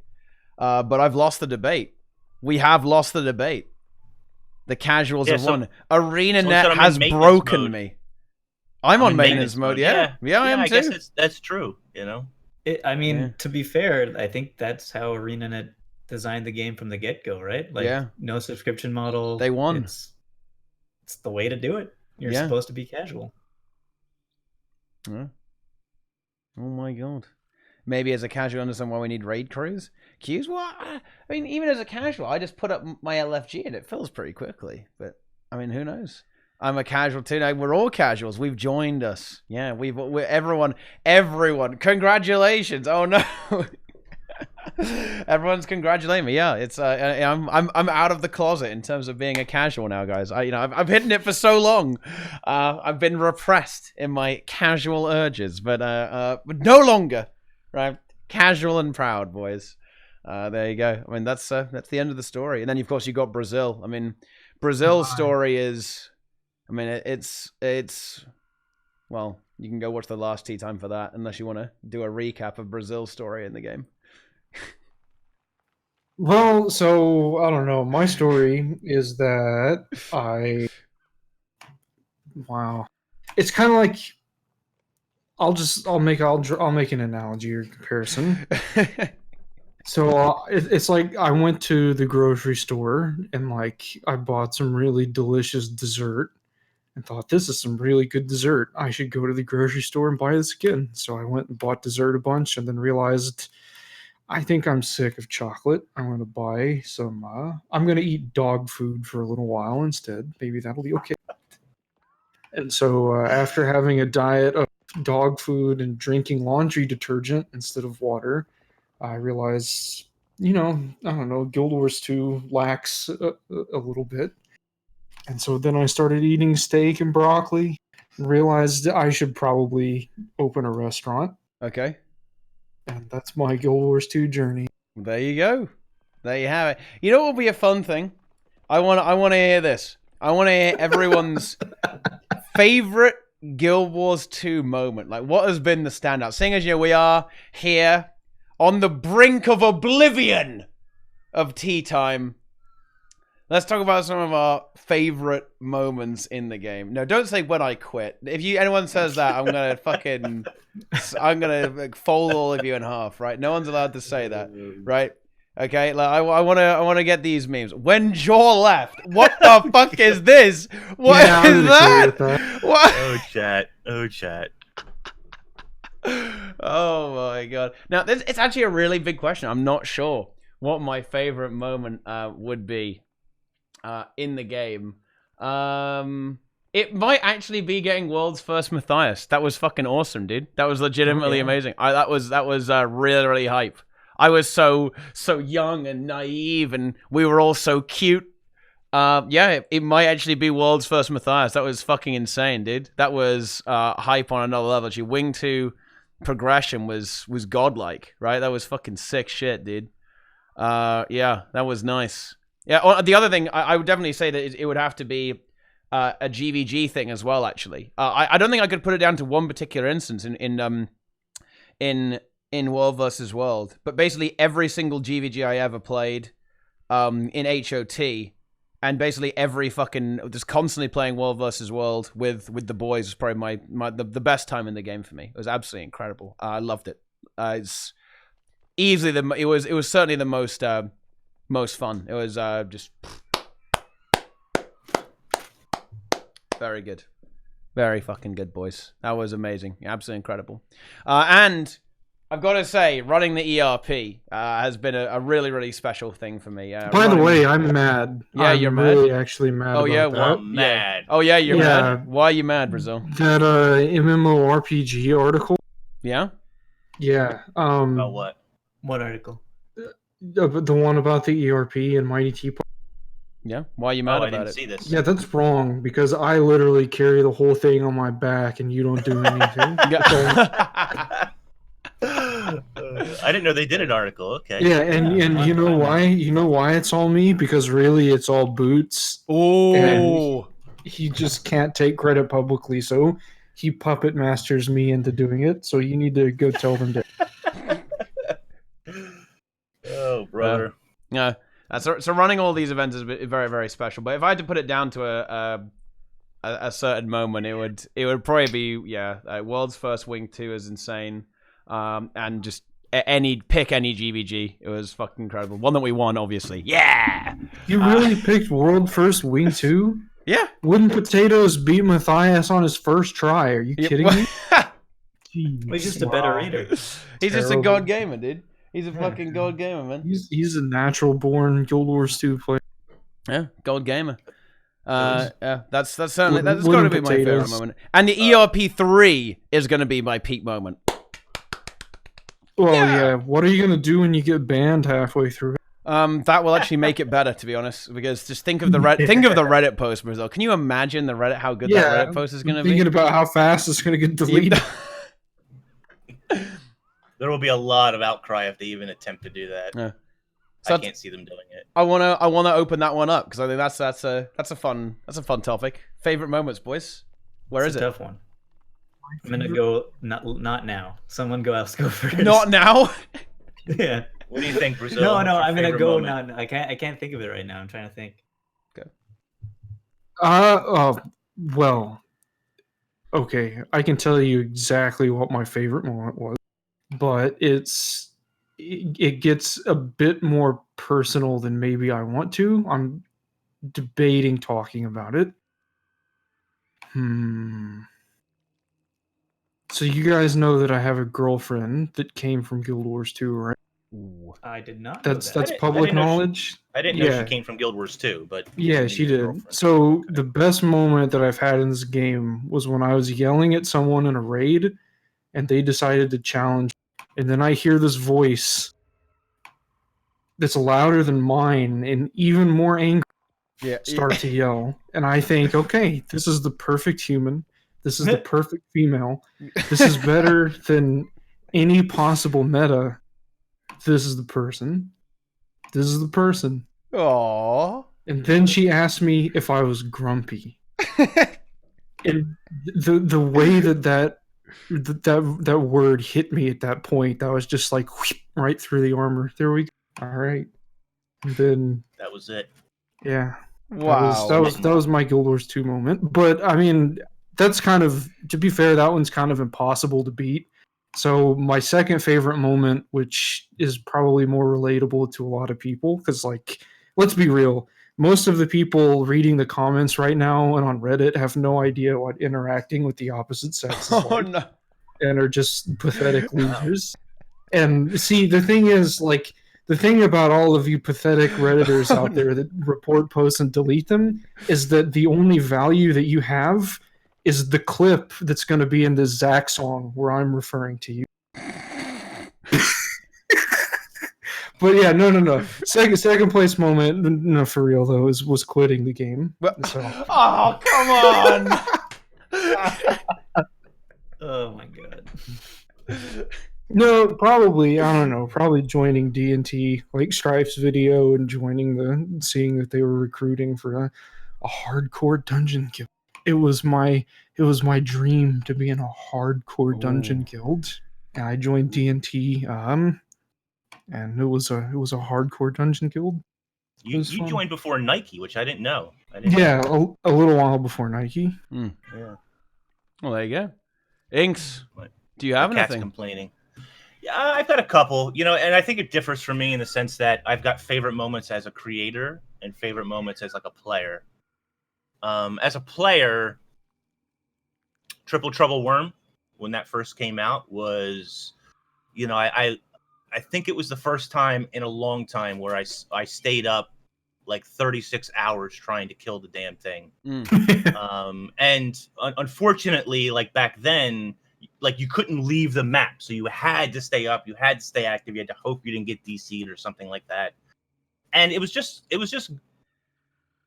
lot of fun.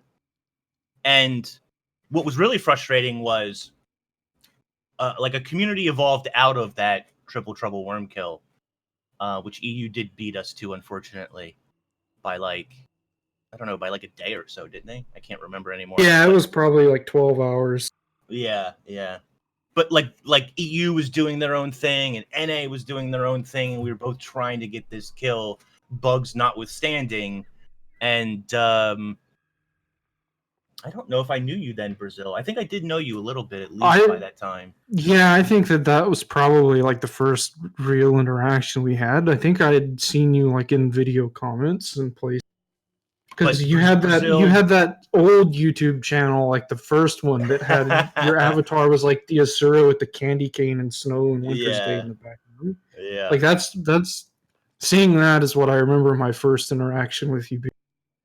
And Nike and Brazil. Oh boy, and Zach, where did that go? That picture. What the fuck? But anyway, those guys all came over and really sort of enlightened a lot of the people who were there, who were trying to do this kill to actually get it done properly, because we were doing this weird strategy that was silly at the time and just didn't work, right? But so that was a great moment. And then my second favorite is probably Team 2 of Salt. I don't remember. Oh, shit. Wing 3, right? Wing 3, yeah. Wing 3. Team 2 of Salt was me, Kevin, and unfortunately I don't remember all the other members, but like we were clearing wings 1 through 3 like in 45 minutes. Like we were legit killing things very quickly at the time, or at least we felt we were. And even when that came out, like we had a lot of people drop off. So Teapot's group beat us to the kill, beat us to 0. But we had a really impressive, fun raid group at that time. And it's a shame that it didn't maintain, unfortunately. But people probably got sick the best of carrying you. probably the best group to this date that I was part of, as far as like efficiency of kill and so forth. And it was a lot of fun. It was a lot of fun. Wow, I mean, those are some good times. Hey, I mean, just while Boots is thinking a little bit, like there are so many things I could mention about this, right? It's just, to be honest, like this is gonna sound mean, but like weird, but like just doing like all the temple events for the first time, doing Tequaddle for the first time when it was quite a bit harder, right? Like the Lost Shores event really sticks in my mind as being fucking epic, dude. Like I don't know, I mean, something that was a lot of fun was doing 99 CM for the first time with like Brazil, And then Brobo like rage quit as well. That was really funny. Actually, no, wait, was it Marty or Brobo who rage quit? I think it was Marty. Actually, that was quite funny. Yeah, doing 99 CM for the first time. Like, oh my god, some good times. Like VG beating Veil Guardian. Oh my god. Like, it took us all week to do it with various members. Like, my first kill is fucking, it's got Jebro in it, it's got Restless in it, it's got Levy in it as well, as in Leviathan, not NA Levy. Like, loads of oh my god, all the people, man. Holy shit. Was so good. So fucking good, man. Like pulling off all this stuff, like getting all the raids down. Just honestly, Heart of Thorns again. Chat Gerant, some incredible memories there as well, and just the people as well. Like a game, especially an MMORPG, it is just built on the community, right? And there are so many people have come and gone in my time in the game. I do feel very privileged to have been there to see it. You know, it might not seem it sometimes, and of course, Guild Wars 2 is perhaps a little quiet, and maybe not in its prime anymore, but I do feel honored to have been there to witness the glory days, or at least some of the glory days anyway. I was a little bit late to the party, but not so bad, right? Not so bad. My favorite time in Guild Wars 2, was when all my Guild Wars 2 Twitch subs culminated in Meta and Teapot carrying me through Tomb CM. Nice. Well, that's easy. That's fucking easy money, dude. Right, Boots. Hit it hard. Well, yeah, I set myself up for failure by deciding to go last. But I'd say the friends I made in Guild Wars 2 were the highlights. I remember. Shut the fuck up. I remember. Like the first. The Lost Shores event was pretty epic. That was actually with friends I had from outside of Guild Wars 2. First did it with them, and then I joined Time, a guild way back when that made a lot of friends in that guild. That was a lot of fun. I remember doing ridiculous stuff with them. I think I stayed up like 24 hours doing the stupidest things, like doing the Halloween event, the first Halloween event, killing the Mad King over and over again because you got special skins from his chest. No, I was just gonna. Okay, that's actually probably number 2. You made me remember that. Number 2, when I was in that labyrinth walking around with some old guildies, wondering like, this is cool. I guess there's a boss in here, and like as that thought came, level 90 skeleton comes running around the corner after a giant zerg of people just running through, chopping them, killing them all because it upscaled past 80. It was wonderful. It was beautiful. It was so good. Yeah, that was a good first labyrinth. I had to. Sorry. No, that's okay. It's cool that you bring up the Time Guild, actually, Boots, because Magical Mike was trying to ping you about that, actually, because I guess he was in that guild as well, right? So, the shared memory. Guys, delete the... Look, we're not doing the Sokos beaten to death. That's not your favorite moment. We're not listening to that one. What's that? You... I haven't seen it. Hold on. But sorry. Please do continue, Boots. I don't know. I guess that's about it. Just I had a good time in Guild Wars 2, and I'm still having a good time because I'm not quitting. Because as a casual, you don't have to. So on top of that, though, actually, what was actually kind of fun? Before I started making like lots of videos, I think I was like one of the first people to recognize way back when the elementalist trait, the dodge roll trait that does a thing on in Arcane, that does a thing on dodge roll, like depending on your attunement. I think I was one of the first people to recognize that the healing one was overpowered, and everybody in PvP and stuff was like trying out elementalist as like as a glass cannon kind of class and not swapping attunements and stuff like that. And I made a build that was like a cleric's elementalist with that, and it got on that old Gamebreaker TV build cast. Dauntain. With Dauntain. Fun times. Do you remember when we kind of invoked the wrath of Dauntain? result from that one Tita. You can probably go and find it, actually, can't you? Right? That was a weird scenario. That did get weird. He and I kind of see. Now I'm wondering is it going to happen again? Since like, I'll just. I'm trying to think of how I approach this. I don't know Dante if was I big. appeal. Yeah, he was like he was kind of like the Guild Wars 2 content creator, and I don't know, like he was kind of like the big name, and I guess Wooden Potatoes kind of like came in and was like a big thing too, and Dante's kind of like I'm not really sure like why he disappeared or what happened. Machinima screwed him over. Oh yeah, the contract, right? Yeah. Yeah. To be fair, that is hard bullshit as well. Like Machinima's contract was fucked. No, it's not, because that's why you go to English class. You go to English class in school so you can read through contracts and not sign them whenever they're bad. So, like, I don't actually have any pity for anyone that just signs shit, but regardless. So, no, you know what? This is actually a good opportunity, because I'm gonna give you guys a little lesson in negotiation. So, I bought a car last Christmas, and this was a tactic that I almost employed on the person buying the car. But this is a tactic that I've employed on people for different things. So if someone gives you a contract and you're not happy with it, and like you express that to them, and maybe they go back and make an alteration to it, but like have them read it to you. Say, I want you to read this with me. I'm going to follow along. You read it to me. Read it to me. Read it out loud, word for word. Let's go. And you make them read it to you. And either they don't want the sale or they give you what you want. You just get up and walk away. They don't get the sale. Or you're going to sit there and you're just going to put them through immense hell pain. And whenever they make a mistake, say, no, let's start over again.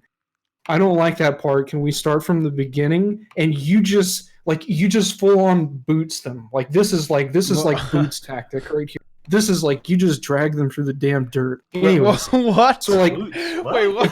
If Dante did that with Machinima, maybe he never would have, I don't know, quit the game, quit Guild Wars 2, but whatever. Like that's enough of a tangent. And people are falling asleep in chat, apparently. Just leave if you don't like it. Seriously, just leave. Yeah.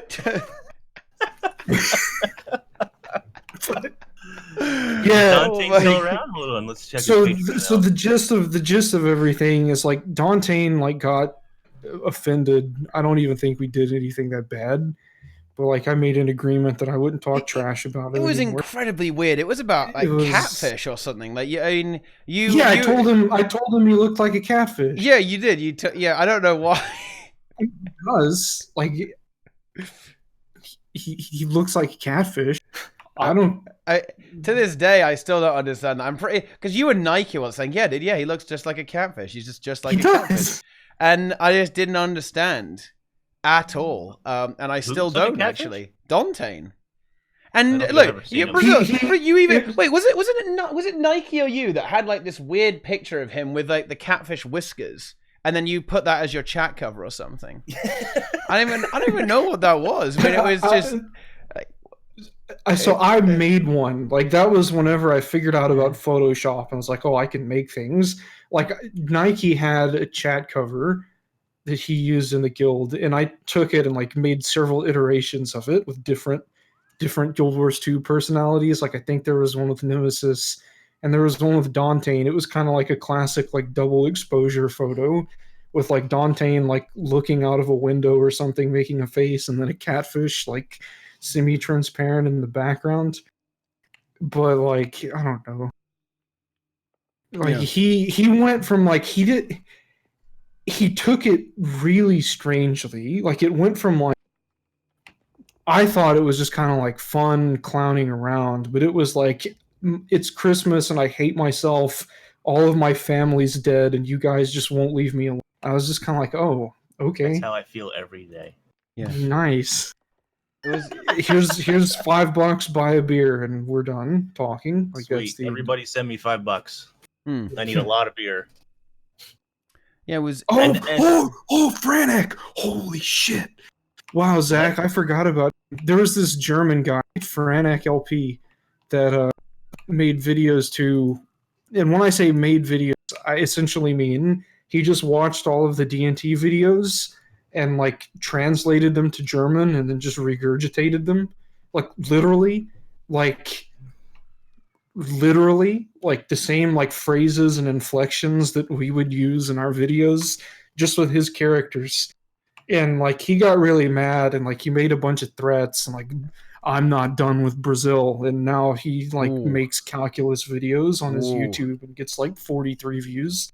And like I mean He makes that's calculus just videos. yeah, he makes like math videos.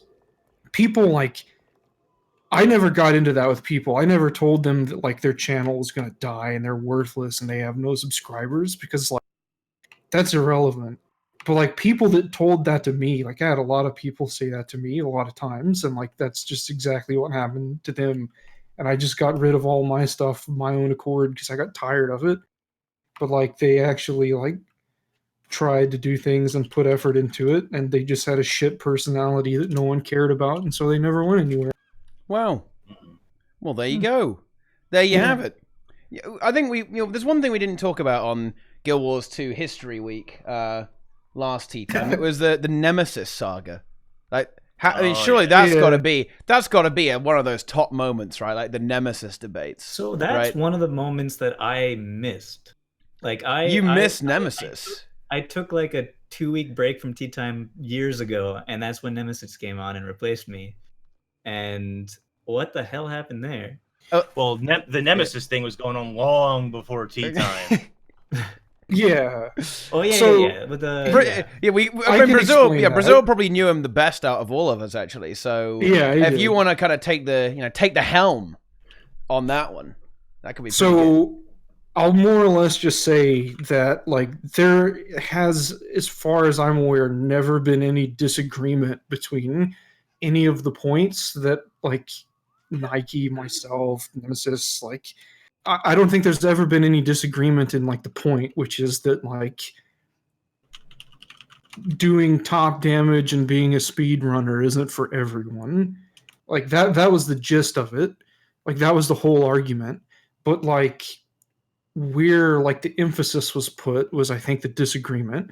Like a lot of the hardcore community's perspective was, yeah, but you could just try to be a little bit better and put a little bit more time in and like get your information straight, get your facts straight, and then you could just be better at the game. And like the argument from Nemesis was like, yeah, but people just want to play, and people that are tryharding too much are kicking people out of their groups because they're playing a necromancer or whatever. So it was just a big mess. And like the whole point of it all was just that people should just do whatever they want to do, and who cares. But like you had people that were running around. Like I remember having a conversation with him, and I was like, the problem is that people think that their build is doing 30k DPS while they're kiting Mossman in a circle and he's invisible and nobody's hitting him, and that they're doing 30k DPS by missing their grenade kit and like auto attacking the air and like not having boons. They think that because like this build is listed as having 30k DPS and there's not an easy way to go like confirm that, or for them to like measure like a rotation and see like readouts and numbers, like that's the problem. And so then we got like DPS meters and shit in the game, and then that immediately solved all of that stuff. Illegal meters. Yes, that instantly solved like all of the problems, because then it exposed everything. It exposed everything, right? Yeah. Am I wrong in remembering a conversation where someone talked about whether or not you should dodge roll because that would reduce your DPS if you dodge rolled? Yeah. So that was, I think I know what you're talking about. But yeah, like so there have been several DPS meters throughout the history of Guild Wars 2, including the Golem, like that's in the game. So yeah, like more or less all of the D&T math was like relatively correct. Like it was pretty on point. And like that's fine for like your theoreticals and like your testing environments and whatever.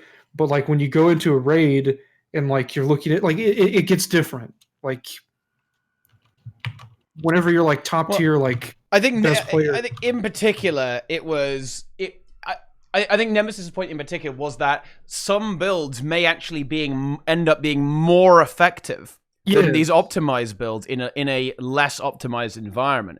For example, someone playing a really aggressive elementalist build, right, in a pug group will end up doing less DPS than a necro on average because the necro build has, well, DPS uptime, right?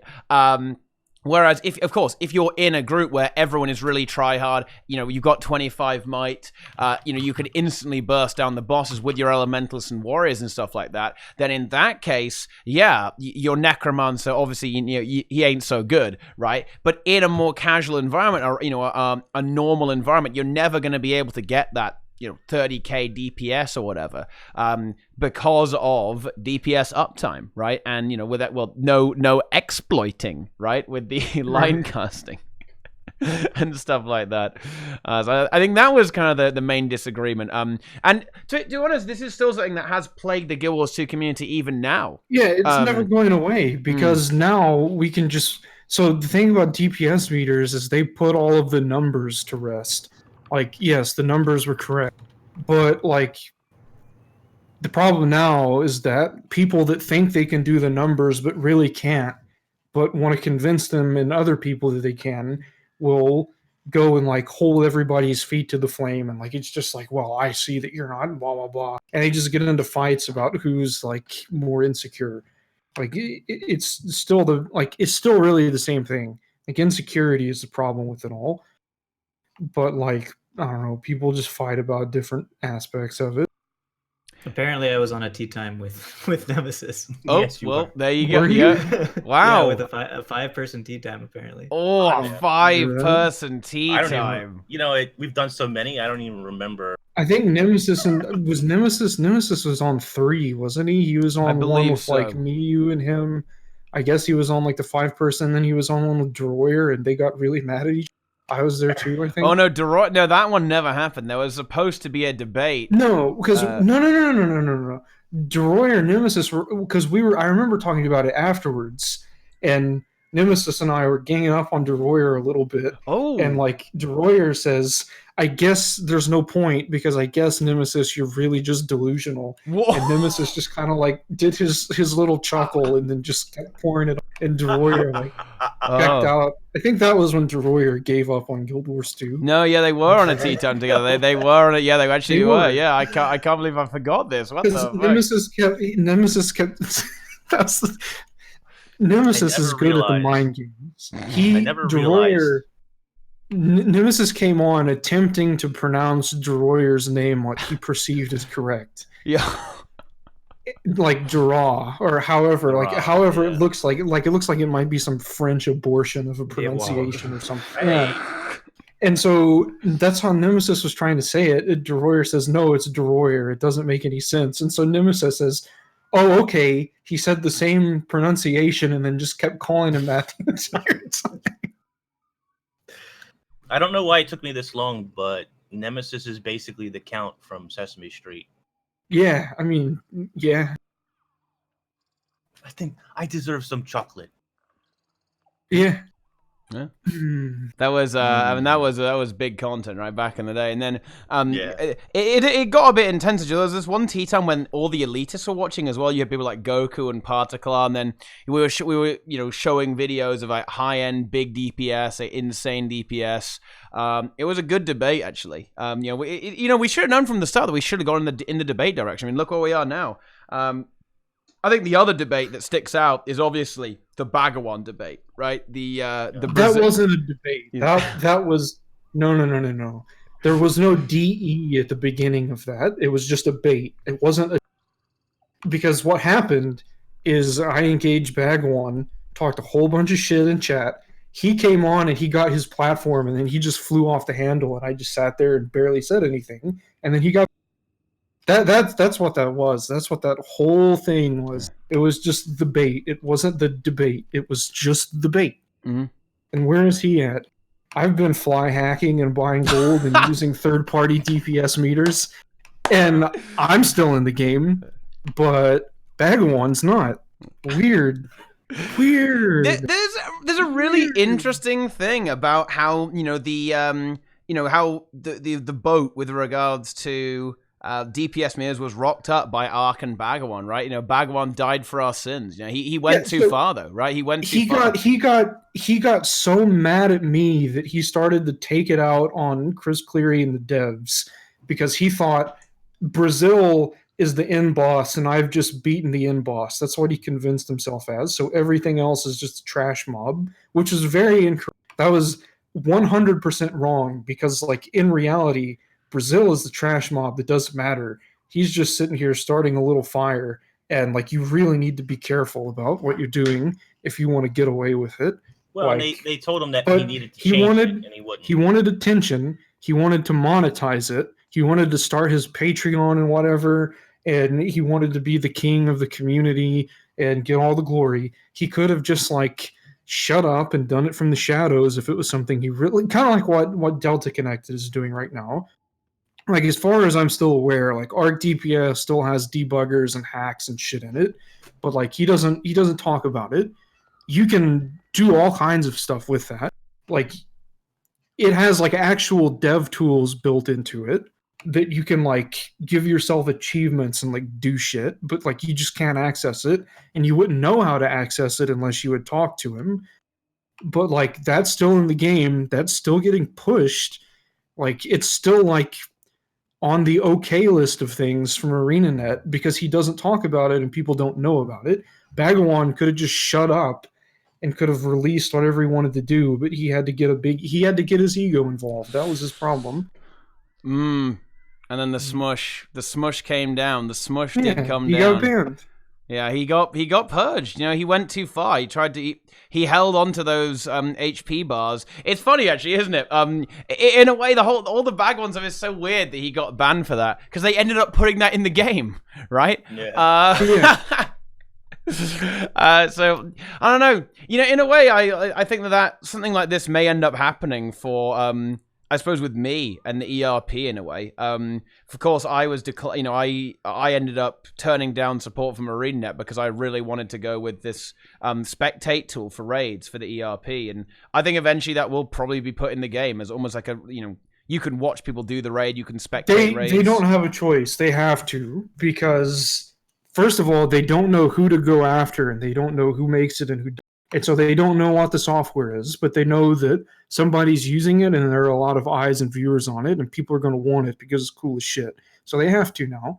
They have to accept that there's going to be third-party software out there that they don't have any control over that's going to cause attention that won't go away. And so they have to do something about it now. Like Bagawan, like he just made himself a target and they got rid of him and it stopped with his stuff. But I don't know. Yeah. Like they have to add it now. Joel just made a comment about favorite moments and it's been posted to Reddit twice now. Yeah. This is a good thread, boys. Well, it's by Rima. Rima is, he's one of us, okay? He's going there. But yeah, it's definitely a good one. I mean, because Joel's favorite moment is my favorite Guild Wars 2 was when I made a video that made me lots of money, right? And that's it's obviously very much in character there. We know that Joel's about that life, so there you go, right? It's some good memes, and we've got There's look, 2 threads about it. And I've really wait. Are they both on the front page or some shit? Like, oh my god, they really are. Oh my god, yeah. So like, I'll also just say like again, like. So this is stuff that I've literally made like developers aware of. I'm not going to name drop who I've talked about, but people that need to know. So like they know about so essentially Delta Connected figured out that ArenaNet was lazy and sloppy and had left in like actual dev tools in a DAT file that were used in beta that like everybody got. And he has a shitload of DAT files backed up somewhere. And so, like, he's able to pull stuff out of those and do a bunch of, like, ridiculous meme shit that he should not be able to do. that like nobody should have access to, like hilarious stuff, like sending commands to like add achievements, to like funny stuff that's like, if you can just even remotely think that it's possible, it probably is. I'm ratting people out because I don't care, like, because like this isn't the first time I've said it either. I've like already talked about this stuff, but the comments continue on, like Brazil's just talking trash, like whatever. It does whether or not you believe it is irrelevant to whether or not it's true. Like it just is. And like I've talked about like buying gold and using hacks and stuff, and like I mean, like I've never gotten banned. Like I don't know. I guess that like I'm just under the radar. They don't care about what I have to say. You're But, like it's stealth just it's a meme and it's true. Like I don't know. If you're ArenaNet, look into it. I've already pointed some people in the direction. They already know about it. Like do whatever you want to my account. Like I don't care. But yeah. Wow. Ask Delta Connected how to get into his debug. Ask him about it. Oh my god. Well, I don't know about that. I have a literal quote Uh-oh. from him saying, Yeah. I have a literal quote, like I probably still have the screenshot of it, saying, I hope ArenaNet doesn't know what I know about them. Like just lol, just LOL, literally. That's like word for word. Why? LOL. Oh, wait. I mean, has anyone else found this? I mean, do people know about it? I mean, I'm not sure about this, dude. Like, there's a snake in the chat. There are people that know about it. Like, I'm not the only person. Did they check it out, though? There's a Google Docs. Doesn't ArenaNet have the source? There's a Google Docs spreadsheet floating around that's got a whole bunch of information in it, and a whole bunch of cheat tables and hack tables and all kinds of horseshit, and it's hilarious. But I mean, doesn't ArenaNet have the source code for Ark? So I don't know. I mean, there's no way this has got to be this can't be real news. This has got to be fake. It is. It's absolutely real news. Fake news? I don't know. I mean, this is not really my expertise, I guess. We have two possibilities right now. I'm telling the truth or I'm lying. Both ways. I'm trolling and I don't give a shit. That's correct in both scenarios. So I'm either lying and trolling and not giving a shit, or I'm telling the truth and trolling and not giving a shit. So whichever you think is more realistic, just go with it. Oh my god. I don't care. I don't even know what we're talking about. To be honest, I think it would be fair to say that we've exhausted our content for the tea time. I think that would be a fair thing to say, and I think it's time to get to the end. So, just before we go, I want to just say a few words. Thank you guys so much for watching Tea Time and just the stream over the years. This is the last one that's going to be fully focused on Guild Wars 2. It's going to be a little bit different. Don't worry, the show's not going, I baited you. I clickbaited all of you. I got you guys so good. I got you. I have to play a different game to get back onto Tea Time? What's going on here? No, not at all. Not at all. It's going to just be a little bit different. It's going to be a bit different. We're going in a different direction with the Tea Time. But yeah, I want to give a massive shout out to everyone who supported me over the years in Guild Wars 2, guys. My time has come in Guild Wars 2, and we're moving on to other things. Having some, we're going to do some other stuff as well. And yeah, I just, I'm eternally grateful to everyone, and I really hope you guys have enjoyed the show.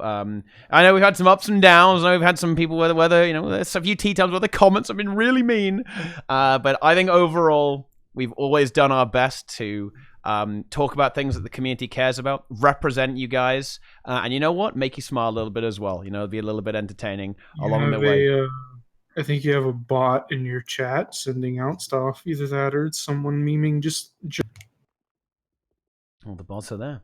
But yeah, thank you guys so much for watching all these years. Don't worry, we aren't going anywhere. The Tea Time boys will be back, but yeah. Things are going to be a little bit different. It's been one hell of a ride. I remember the first Tea Time. The first Tea Time, I think it actually peaked anywhere between 30 and 50 viewers. And look how far we've come in all that time, guys. That is absolutely fantastic, right? And 600 today. Yeah, 600, 590, plus viewers. And, I thank you guys so much for watching. All the support is incredible. And, I hope that we have done you, the community, and the game justice. And don't worry, we're still going to be around in the future. But we're going to do a little bit of shilling, and then Zach has got an extra special video, Ooh. which we're going to show at the end of this tea time, okay. guys. So get ready for that extra special. I Are don't you guys like ready? where this is going. Yeah. Uh-oh. Yeah, I hope you guys are ready for that. So we're going to be showing that in just a moment. But first, we've got to give a few shout-outs to our wonderful guests. Massive thanks to everyone for coming back here. I know Boots has been a little bit disconnected from the game. So yeah, thank you so much for coming back, man. For the end of all things, do you have any shout-outs you want to give to your own channel, that sort of stuff? Lay it down. I'll still be coming up with builds. I'll come back to World of Vendors if you want to, but I'd like to come back on Tea Time at some point, even if it's not Guild Wars 2. All right. Yeah, there you go. Check that out. It's linked in the chat and below the stream as well. And let's see. He's been here since the beginning.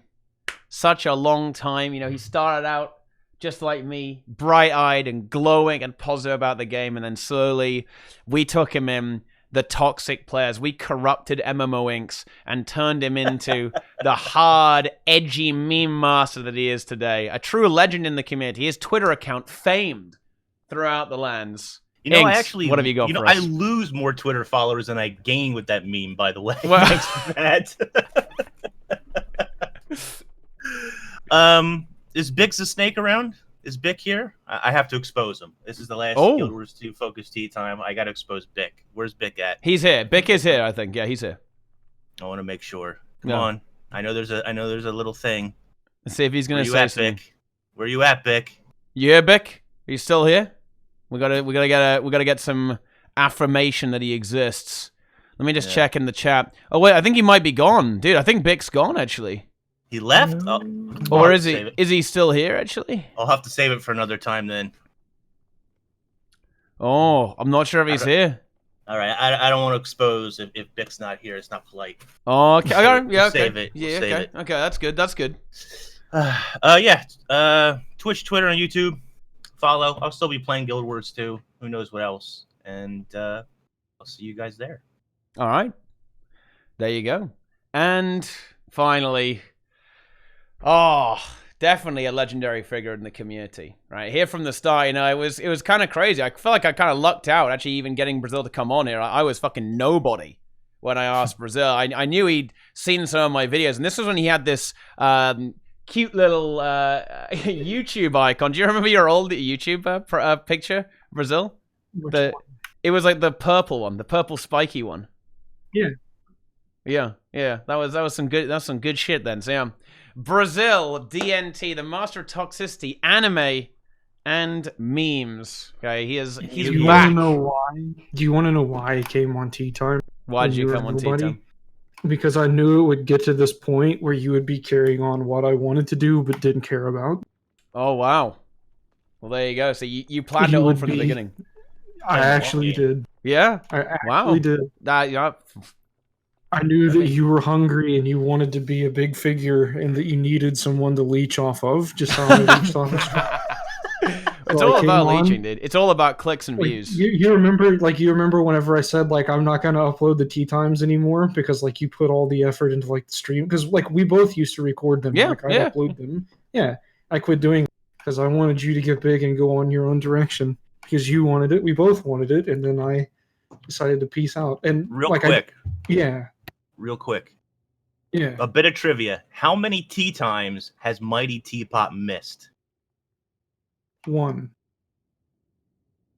I wonder how many people in chat actually know. It is 1. Yeah, there was one tea time where Teapot wasn't even here. Because I was ahead of you on appearances for a while, and then you were on one, and we did it on Ink's channel, and I made him a cool special overlay. Yeah. And then the second one we did on Ink's channel, you were in a bedroom on a vacation. Yeah. Insanely scuffed internet. Yeah, I remember that, dude. That was dedication, man. Holy shit. That was some good stuff.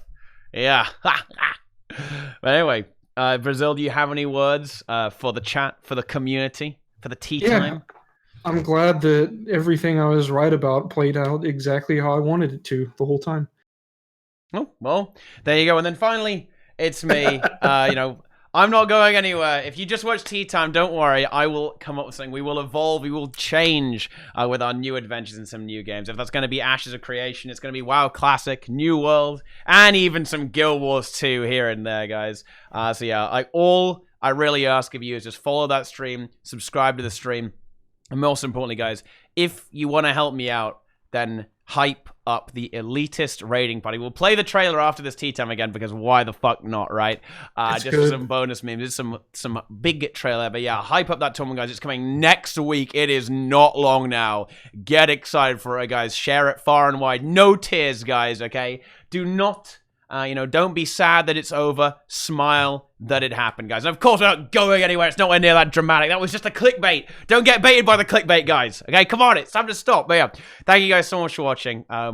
As a content creator, as a streamer, it really means a hell of a lot that so many people have stuck with me over the years. Subscribing, viewing, okay? Being all over the place, sharing the content, enjoying the content.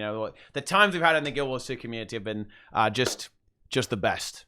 Right, it really has. And I don't think anyone here would dispute that. The game, even though we have a few disagreements in the direction of it, I think it's a very special game to everyone here. Or even the people who are spamming Furnace Taken, saying how they refuse to play. I don't think that anyone here could deny that they've had some truly unique, special experiences from the game and the community in Guild Wars 2. So, with that, this may be signing off from Guild Wars 2 for a little while, guys. Thank you so much for watching the Tea Time. Massive shout out to all of our amazing hosts all the way back to the start, and the same background from the first Tea Time as well. But we've got a little bit of surprise just before we sign off and end the video. We've got a special Zach video to show everyone. We have to be quiet because otherwise they'll still be able to hear us because it's a bit scuffed because it's on YouTube. But thank you guys so much for watching all of the Tea Times. And don't worry, I'm sure that we'll be able to continue entertaining you guys in the future. But are you ready for a video, guys? Well, you better be, because you're going to get it anyway. Let's go. Alrighty. Here we go. All right, everyone, shh, quiet, guys, quiet.